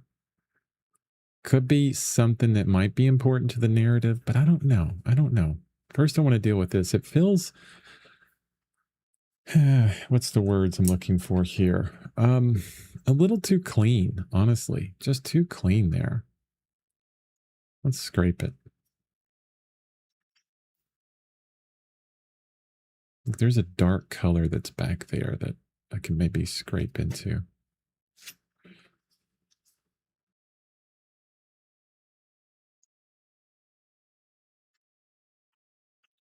It's so funny how we get into painting and there's all these other sensibilities that we think of that are a bit different from fundamentals of art. Whenever I say fundamentals, I mean like color, value, edges, drawing, these kind of things. But I just said this is too clean. And I'm like, whoa, that's an interesting word for texture or lack thereof, you know, and how to kind of bring that back into, something that's a bit more objective. I think that skill that I've learned over the years of just painting, painting, painting, and talking about painting is really helpful. I liken it to, oh my gosh, like 1800s, right? I think it's similar to, now, bear with me here, okay? Bear with me this analogy. I think painting is similar to therapy. Big pause. Big pause for all the question marks to appear above people's heads. The way I see therapy, like you go and you talk to like a counselor or therapist, and we all do, we need somebody that we can talk to, right? To help work out the complexity of our feelings, right? That's how I connect it with artwork. There's so much complexity. Like we'll look at this art thing and our painting, and we'll say that feels wrong. It feels off. It doesn't feel right. Like there's all this kind of feeling, and we don't have the language to be able to translate that into something objective that we can affect. When I say objective, I mean like numbers, well, numbers are abstract anyways, but two oranges. There are two oranges there, or this is darker than that color, or that drawing of that head is not accurate in this way. It's off. That line is off by 3 millimeters. So this kind of objective approach. And when I say this is related to therapy, this is what happens when we're talking to someone to help us figure out our feelings, this subjective idea, the difficulties within feelings and dealing with, this human experience, right? And so we speak with someone that has this ability to give us, objective language for what we're feeling. It's the same as with our painting. Oh, that feels off. It feels wrong. It feels different. It feels too clean. Oh, what you mean there is the texture is a bit softer than you would like it to be. Maybe you need to add more texture in that area. You can do that in several ways. You can use a dry brush, you can scrape into it. Which kind of texture would you like to impart upon that to dirty it up a bit, make it a little bit less clean? It's the same thing with therapy. You go in there and you're like, oh man, I'm feeling this way and I don't understand why. And they'll take that knot of feelings and idea and subjectivity and unravel it a little bit at a time. And you're like, oh, I'm beginning to understand myself a little bit more. And that's like painting too. I mean, we begin to understand ourselves a bit more. Yeah. Hopefully that made sense. Okay. I'm going to try this other figure in the background, but I'm going to do it differently. And why are you back? I just fed you. You're interrupting me now. Just wants attention. She wants to go outside, but she can't. We only let our kittens outside supervised. I did build a catio, so it's a place that that's kind of like caged off, I guess, lack of a better word, that they can go into. So I'm going to paint this waist or this other side of the figure without painting it, which means I'm going to go into the background. I'm going to identify where the contour of this figure ends. And instead of painting the positive, I'm going to paint the negative. Negative shapes. Negative shapes. So important. The air between things says a lot. It's like music in Asia. A lot of Asian music respects the silence, because it's another note in itself. I think that's really cool. Bringing some attention to nothing. That nothing is important. Let's see what that looks like. Yeah, not too bad. Not too bad. You need to bring it up. Actually, all this area will be painted differently, but I'm going to bring that color up here just a little bit. And right here as well. Oof, all of that's really kind of coming together. Just those few strokes.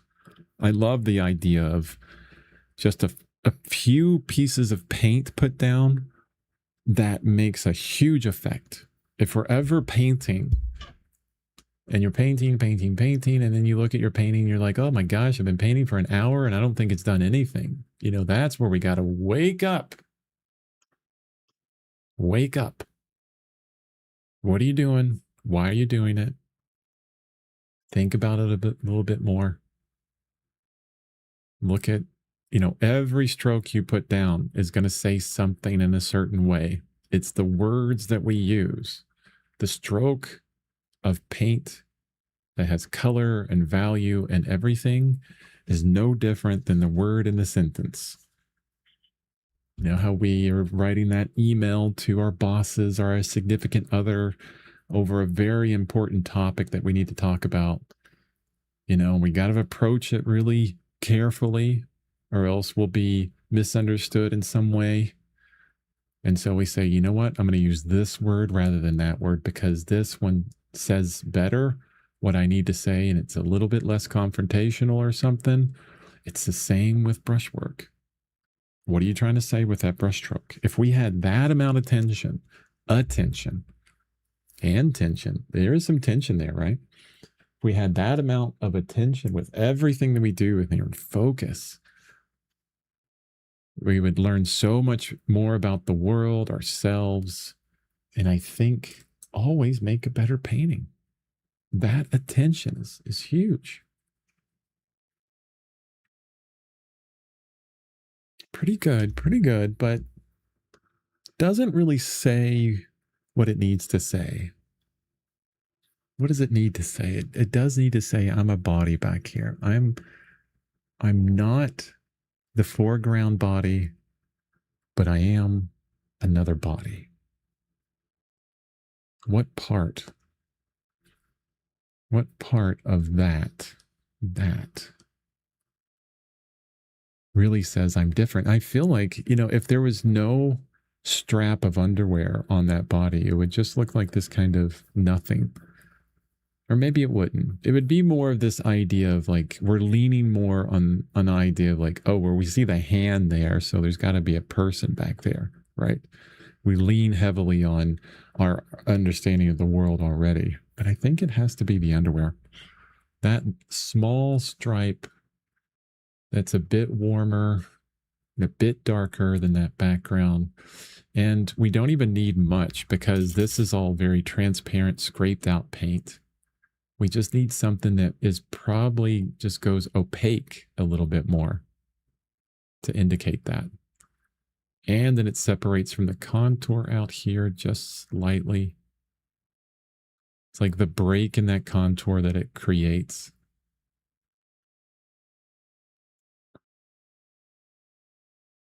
And the thing about painting, I as I'm talking through this, it's helpful for me to talk about it. But at the same time, I have no idea what I'm doing. It sounds like I do. Sounds like I know what I'm doing. I mean, I do know in some instances, but every painting, every shape, every little new thing, nuance that you come across, there's decision making that happens with it that I absolutely love. I think it's super important.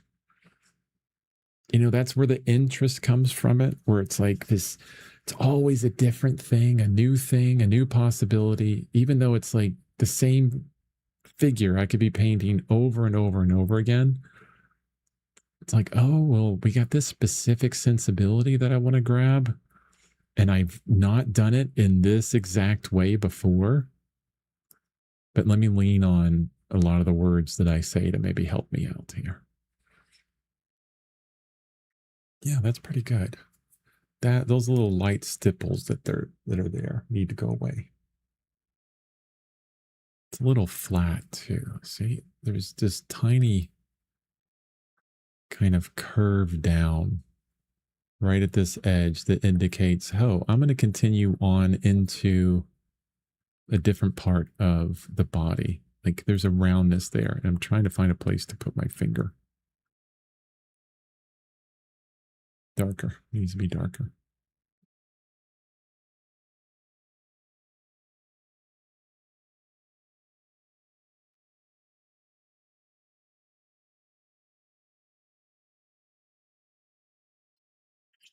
Okay. Pretty good. Pretty happy with that, I think. I may look at it later and go, no, it's terrible. Okay, let's get on to the next thing I want to talk about. I keep referencing my phone here because I got it all. Yeah, mixing as I go, I talked about that. Cheap flat brushes, I talked about that. I want to show my napkin here. Whenever I'm changing colors, I do this all the time. Like I'll mix up and I'm like, I need to change a color. And they're all subtle color changes. I mean, I'm dealing with the Zorn palette mostly, and look at all these. It's grayish purple and brown. That's everything that's here. Pretty close color changes. I don't need to clean out my brush every single time. It's another piece of process that makes this whole thing simple and easy for me in my sensibilities. That's always had to be repeated throughout this whole thing I'm talking about. This is the way that I like to paint, that I found for myself. That's really simple and easy. And I'm always wanting to look for something new and different that could help improve. You know, I'm never, I wouldn't say never. I try not to be that person that denies a suggestion right away, but says, let me listen to that for a bit. There's a few things that I know because I've gone through over and over again that don't work for me or I don't like in some way, that I definitely know is not going to be part of my process. But for the most part, it's like I'm willing to try new and different things to help my process out to be more streamlined. Definitely, I like that. There's so much interest in there. I think if it does feel like a separate entity or person back there, I feel like this edge needs to indicate a different angle, like moving outwards, like the body does with a thigh, moving from a waist into a thigh. But I like the transparency that's happening there as well. There's a mirroring of these two edges that happen. It's really nice. The closeness of that, it feels like a hip now. Yeah, that works. I think that needs to soften a bit more.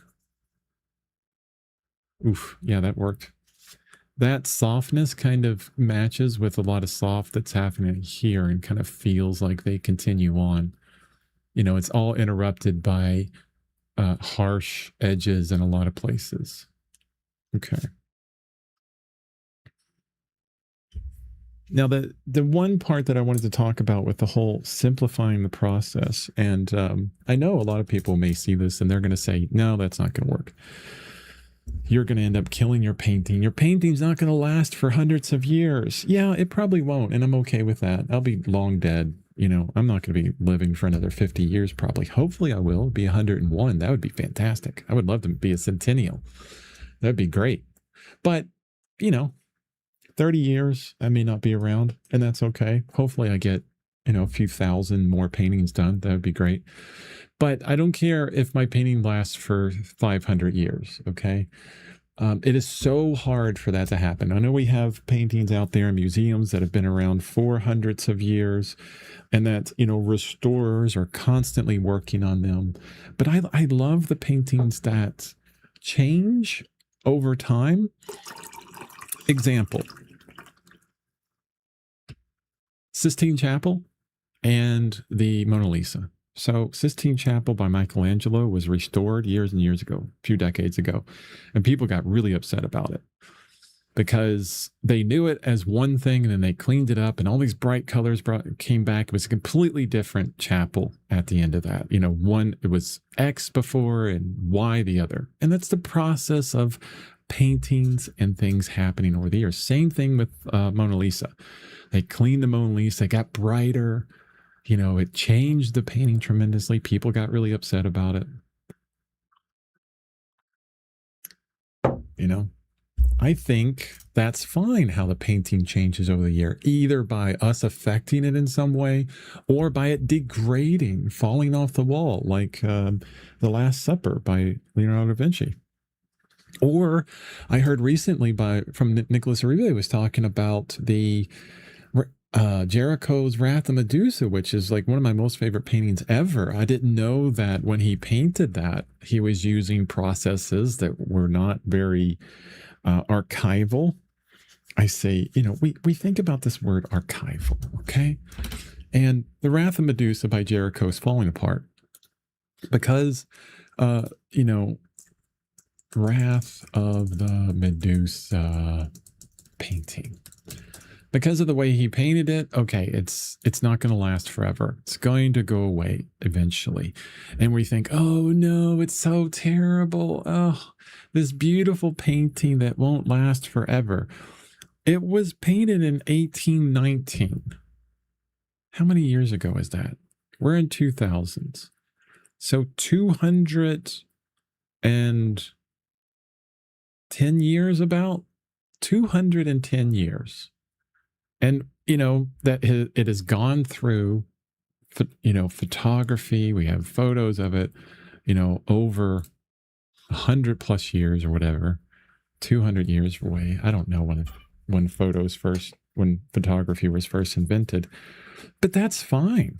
It's gonna die. Let it die. Let it be like a person, or an animal or something like that. That it moves through its time frame and then it changes, and I'm okay with that.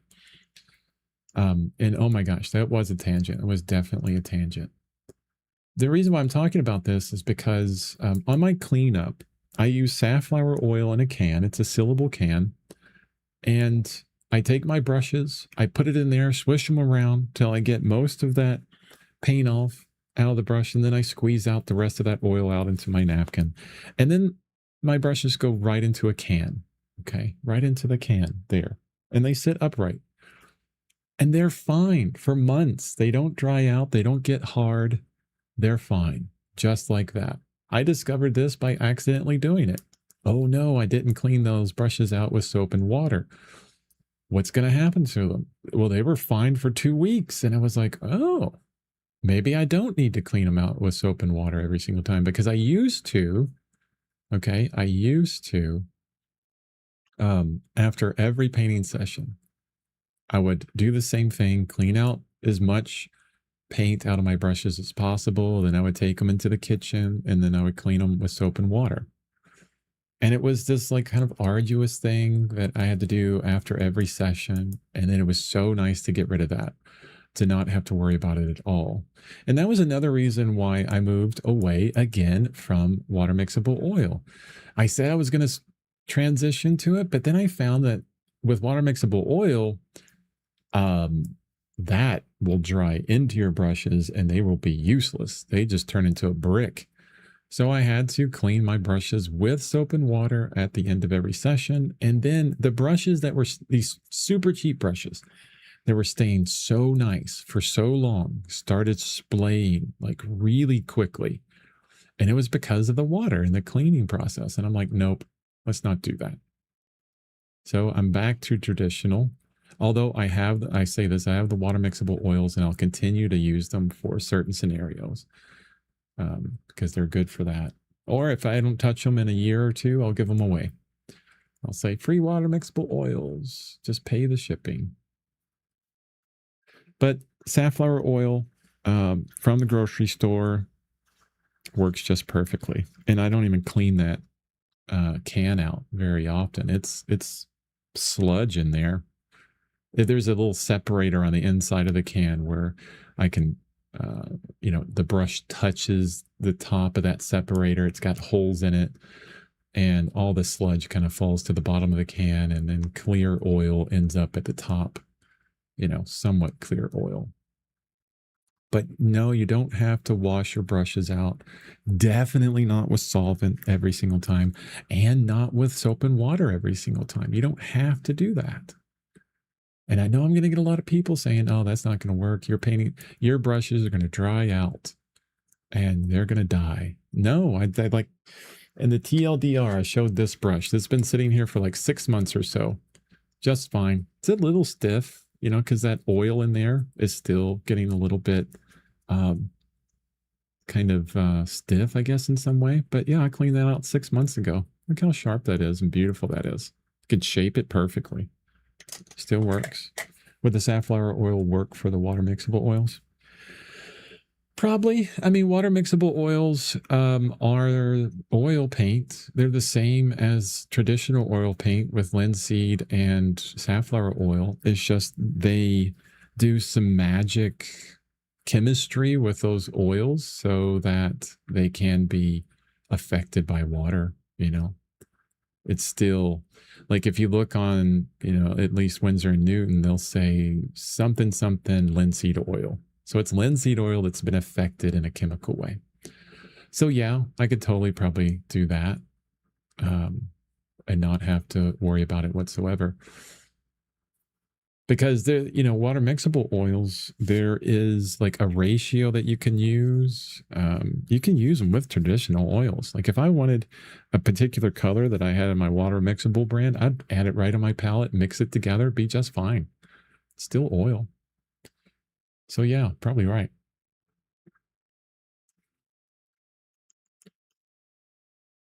What else would I want to say about that? Safflower oil from the grocery store, leave it in there for way too long. Yeah, I leave it in the can for way too long. I need to clean that out. It's getting a bit too cruddy. Brushes back in can will stay for months. Scrape the ballot and be ready for the next session. That's it. Yeah. So definitely try that. If you're oil painting right now and your cleanup process is really arduous and you're still kind of like, oh, not cleaning my brushes. I don't know about this guy and I don't want to, I spent $20 on this brush. Uh, I do want an easier process, but I don't want my brush to dry out, right? Because it could be different in your area. Maybe it's more humid or hot or something, and maybe it dries out faster for you. I'm not sure. It could be that you use like really tiny 3-hair brushes, and even the tiniest bit would dry into there. So if you want to try it, which I would suggest, get a cheap brush that you like. One of your cheap brushes that you've had for a while that you're ready to retire. Just do the safflower oil thing. Don't touch it again. Let it sit for a week or two. See how it works for you. Try it definitely. And report back. If you're like, Chris, it's hard as a rock right now.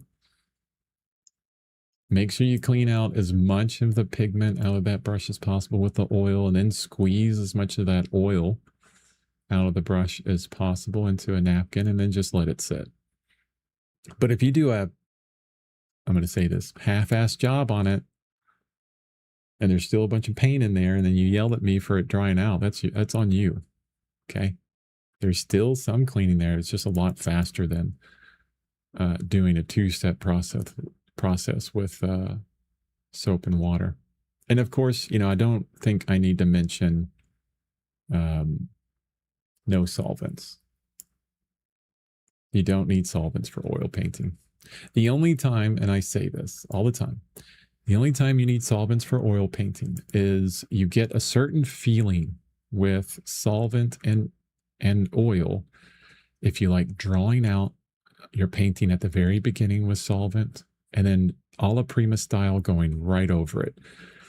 I've tried with many different mediums to replace that feeling, and they're too sticky, they're too weird. That's the only time that I find solvents would be necessary, is if you love painting like that.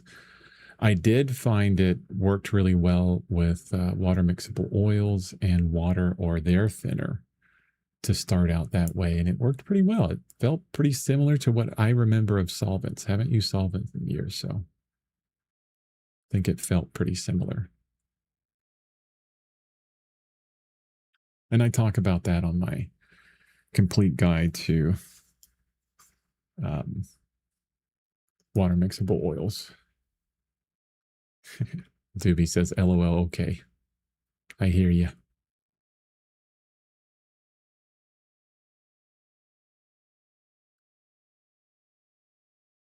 I like how this thing that devolves into nothing. Like there's certain parts of the painting that I want you to understand exactly what you're seeing. And then there are other parts that I'm like, yeah, I like how that just becomes,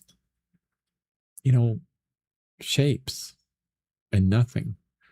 What I need right here, there's like that triangle that happens of where we can see through these hands. Things are circling around that, which is beautiful.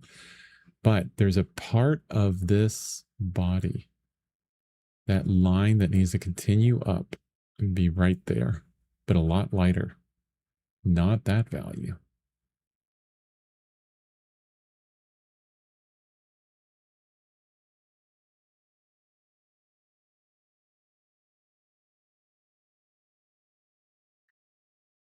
Yeah. Yes. Feels good.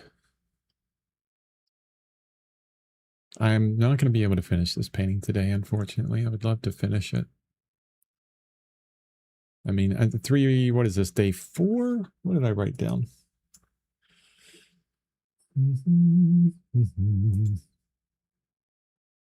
Day 5. Today's day 5. So 6 days on this painting. Wow.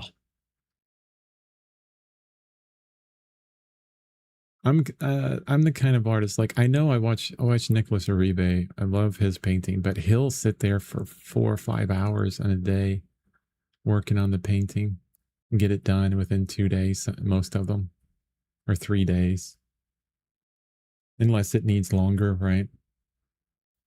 Um, but for myself, 1.5 to 2 hours a day is kind of my maximum that I've figured out, that I can be sustainable with that amount of time and not burn out for ever, almost, for a very long period of time.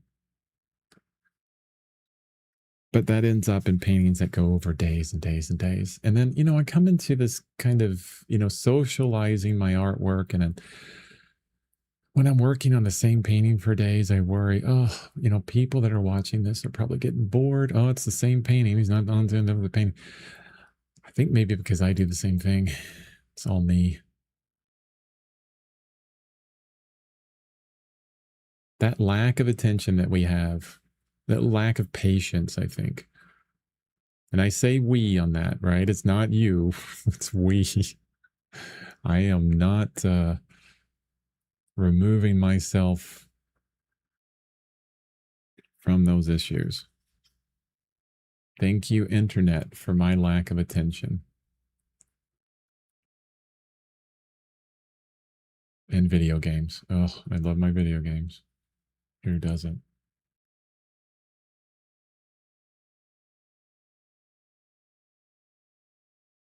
Good.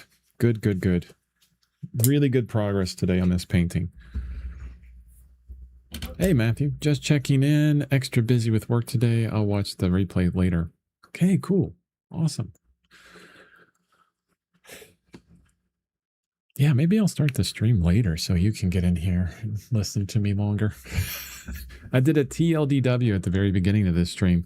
Too long didn't watch to try and get into, an overview on the entirety of the stream first.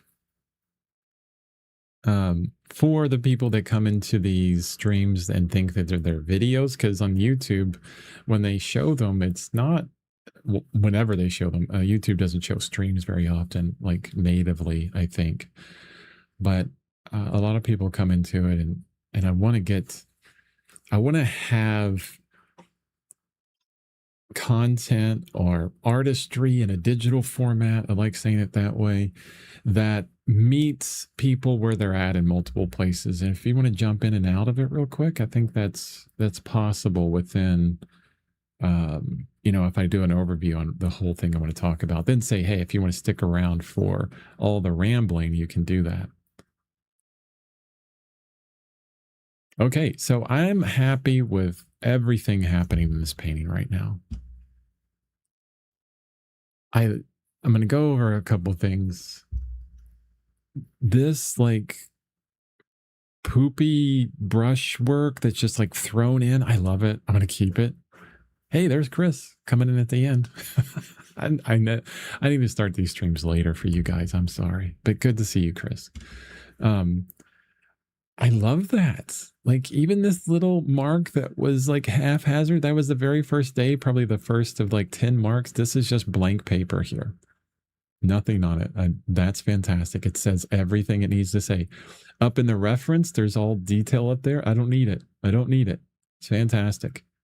The only thing I don't like over here is this dark mark. I just thought of Harry Potter when I said dark mark. Sorry, brain. That's how my brain works, right? So this dark mark that's going over this arm here changes the space. It connects those two. Like this is, the arm is a foreground element, big finger not really doing well. This arm is a foreground element, that body is a background element, and it brings that body into a foreground element. So I need to change that, but it's super light there. Okay, new brush, because I have paint mixed in all these other brushes that is not that color. Actually, first thing I should do is see if I can scrape it off and get that line back, because I want the white of the paper there. Very bright area. Ooh, scrape, scrape, scrape. Oh, no, It's not coming off, is it? Yeah, not coming off. That's fine. Totally cool. That was an errant brushstroke that went awry, but it'll be fine. If I go in here with something really bright, a little bit more of this lemon yellow in it should be all I need. Oof, maybe a bit more of that lemon yellow. Really send that body into the background, bring this back into the foreground. There's just these little tiny little taps of color sometimes changes everything. I'm going to lighten that whole area up.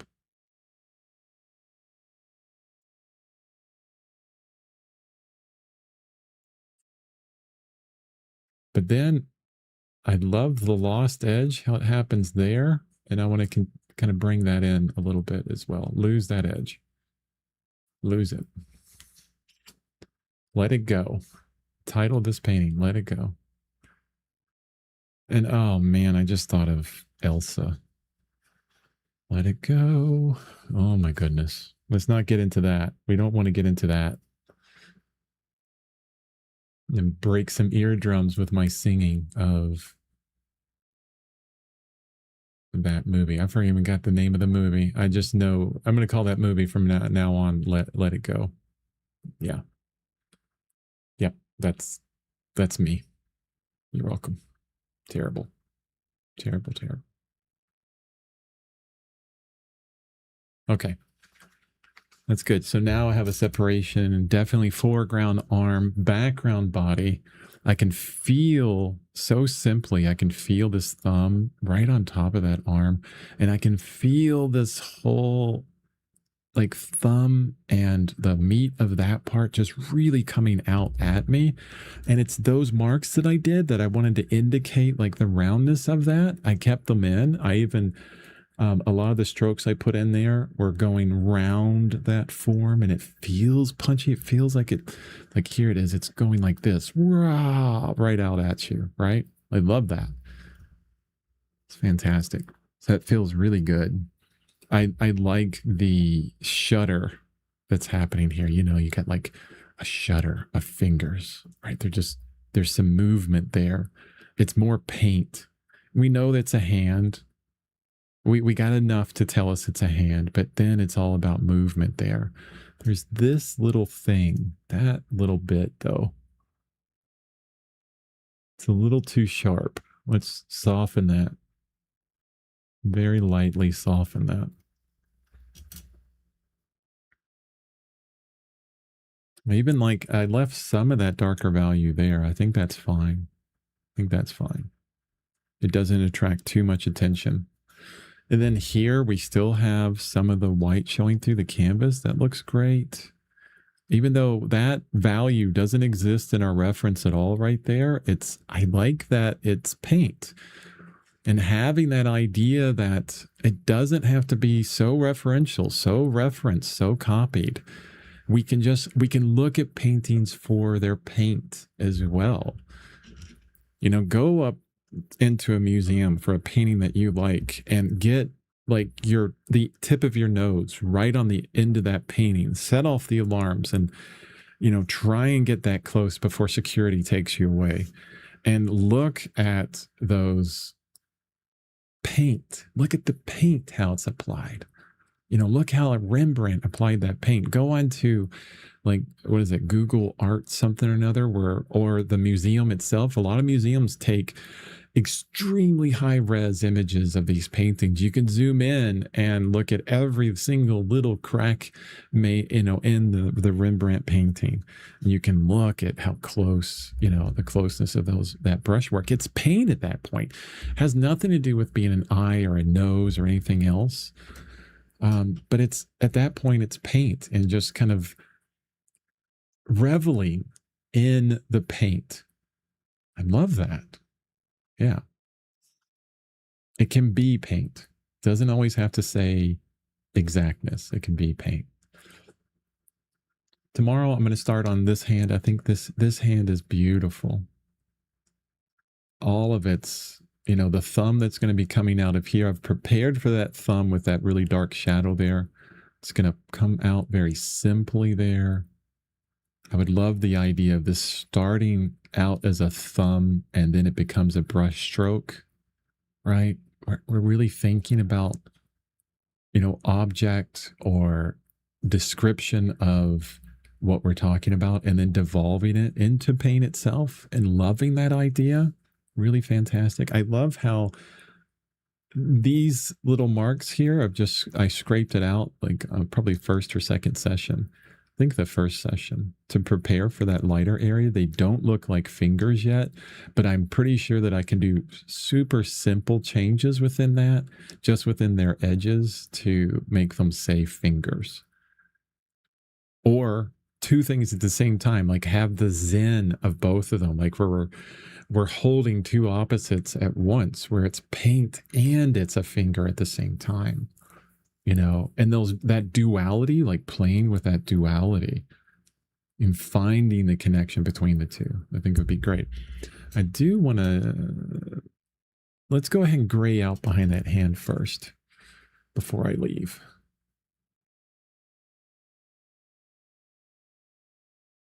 It's a bit darker kind of gray. It's like the back of my palette. It's as meaningless as, you know, anything. And as I look at like the shape of things happening here, like if that's one finger, it's the biggest finger on the planet. Like it's, you know, oh my God, you know, looking at the shape of that, it's way off. So having to, oof, that's going to run me into a lot of different things here. Let's see. Thumb stops there. Top of this finger is here. Oh, I love that brightness of that light that's there. I'm really thinking about sacrificing the drawing and letting it go wonky just so I could keep where I scraped out there.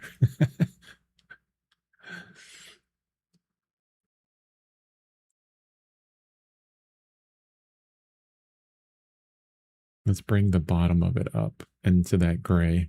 And again, it's meaningless. It's like the back of my palette. Its only purpose, the gray of your palette, its only purpose is to allow you to see the colors better. You know? And that's what that arm should do back there.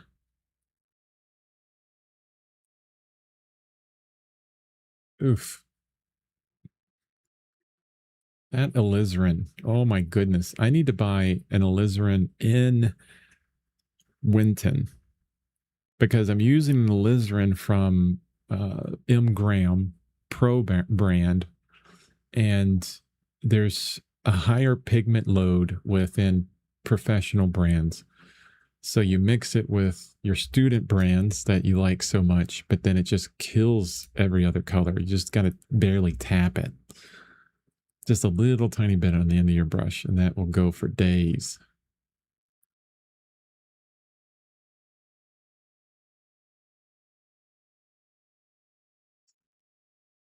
Yeah, I think I'm going to try and get away with really bad drawing on this hand and see what it turns into.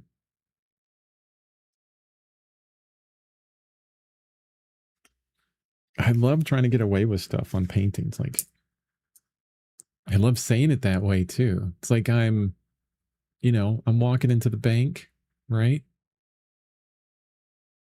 Trying to be, you know, on the down low, see what I can get away with, right? Right. Okay. No.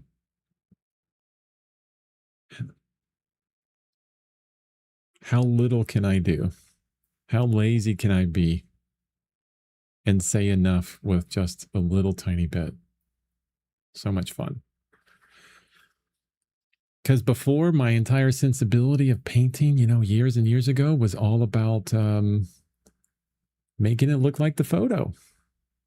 That was the whole process. There, like if I put my process in a visual format that looked like a tree, Years ago, that process was one big limb.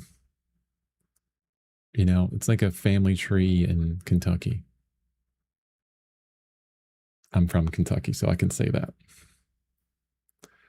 But it was just one limb. You know, that's the entirety of what the painting was held up by. Was it's just about trying to make it look like what I'm seeing, and that was it. That's all. That's it. And it was fine. It was fine then. Had a great time with that. That's all I needed. But now it's changed. Now that tree has a whole bunch of limbs. And the painting is just is not being held together by just one thing. Does it look like the reference? Now the painting has all kinds of limbs. I'm glad you like that, Doobie. Now the tree has all kinds of limbs, right? And I'm looking at, you know, shape language and simplicity and value and color and changing those to get more atmosphere by compression of those. I'm thinking about texture and going against the form or with the form, and narrative, and setting up, you know, your focal point and letting everything kind of fall away from that and not be as important, yet the focal point being really important. And there's all these things that it can hang upon, that the tree of your painting can still kind of work within, where, you know, the one limb that's all about making it look like the reference could fall off the tree completely, like, or the drawing could fall away completely, like, oh, that did not work at all. But then you have all these other things that the painting can still come out with as in a positive way and in a learning way. Like if we hang our painting completely on just one thing, like it's a single leg stool, it falls over really easily, right? If it doesn't look exactly like the image I'm painting, it's a failed painting, is where we go with, in a lot of ways, for representational art. And it's a bit fragile way of working. But if we expand out from that, right? If we expand into narrative and expression and feeling and understanding and all this other stuff, there's more than just one leg on that stool. And you could say, well, my drawing sucks and it looks terrible, but the way I did this color here, or this value, or the compression of this, or something here, the texture, the brushwork, the opacity, the opaqueness, you know, all these other things, we can say that is really interesting. And that can live on beyond this painting and into a bunch of other paintings. And it tells me more about myself. That's the problem with painting just from the reference, is the reference is its own thing. And it has some reflection on you as a person. But if we move beyond that into how we can affect that reference and translate it, we start talking more about ourselves and who we are as people. And that learning goes super deep. Looking good. I feel bad because I can't get started. Can't get started? You sure about that? I'm going to challenge you here, Chris. Why can't you get started? I'll wait. I'm going to wait until you respond to me on that.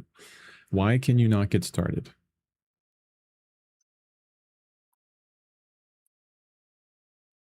I am going to challenge you here because it's one of the most important things. Finding the impetus to get started. It could be done in multiple ways, but I'm going to wait to see what you say, because I don't want to like kind of bull into this and go, no, you need to do it. You need to do it. You know, there's sensibilities that you have. You could say a bunch of things that I could go, oh, well, that makes sense. Have some empathy. But tell me why you can't get started. While you're doing that, I'm going to clean up, because we're talking about at the beginning of this about a simple process from the beginning to end. And I don't show my whole end process for this on stream most of the time. First thing I do is I take a picture of the reference next to the painting and then the painting itself. Quick tip with iPhones, make sure you adjust your, I forget what they call that. anyway, the exposure values on it down like one stop because iPhones blow out the color on everything. Too light always has to bring that down. So I take a picture because I post on my daily art all the time on my website, my daily art, and then I'm going to scrape out with my razor blade all my mixtures, and I'll even scrape next to the paint piles where there was mixtures close to them too. And that yellow was already dry, so that comes off. You see how easy that is? It comes off super easy. Super easy. And Chris, if you don't want to share why you can't get started, that's fine.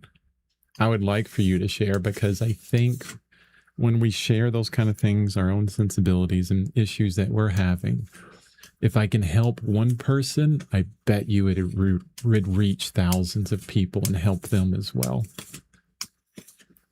There is so much common humanity. Like, I'm sure that what you're feeling, a lot of us have felt or are feeling right now. And that's fine. Totally good. Shaking the entire table as I scrape this. And I don't need to get, those little streaks off. That'll be fine. Like, I know when Nicholas Uribe paints, he's got this, I think it's a glass palette, but he leaves a bunch of paint on it. So it makes this kind of patina. Yeah, I don't like that. I don't like painting that way. So I can't show this on, because I don't have a camera pointing down here. But I got my can open. I wonder if you can see inside that. The sludge of whatever's there. Can't really see it too well. Maybe if I do this. There it is. See the holes for the separation down there? Yeah. How sludgy it is. But that's the safflower oil that's been in there for months. And I'm going to, except for this brush, the hairs are coming out of it. So I don't need to clean it. It's going to go in the garbage.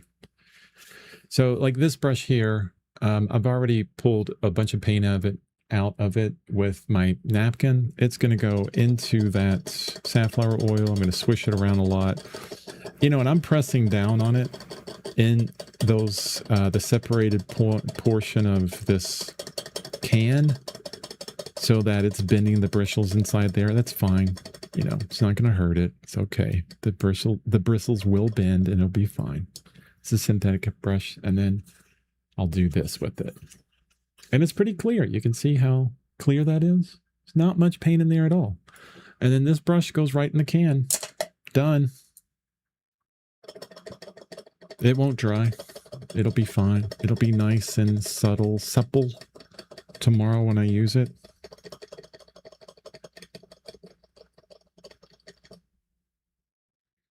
Totally good.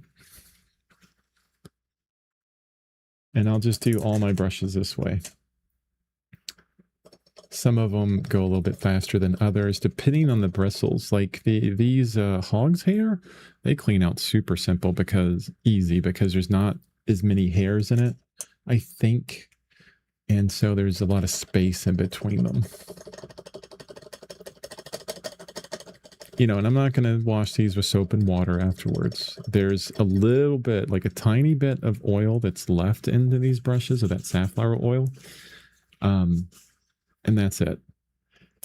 Not near enough left in there because I squeeze it out really well in my napkin. Not near enough in there to affect the paint layer because safflower oil is a semi-drying oil.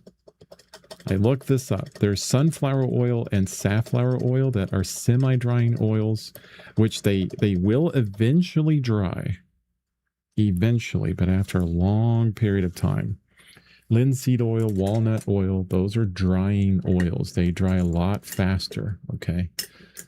Within weeks rather than months and years. There's a whole bunch of other oils out there, vegetable oils and things like that, that are non-drying oils, and that's why I use safflower for that cleanup. And there, I'm done. Everything here is ready tomorrow. It took like a minute, maybe. So tomorrow when I start painting, I don't have to do anything. I just sit down, pick up a brush. I don't even have to put out, I got to put out a yellow probably. Maybe I'll put out a yellow depending on what I'm working on.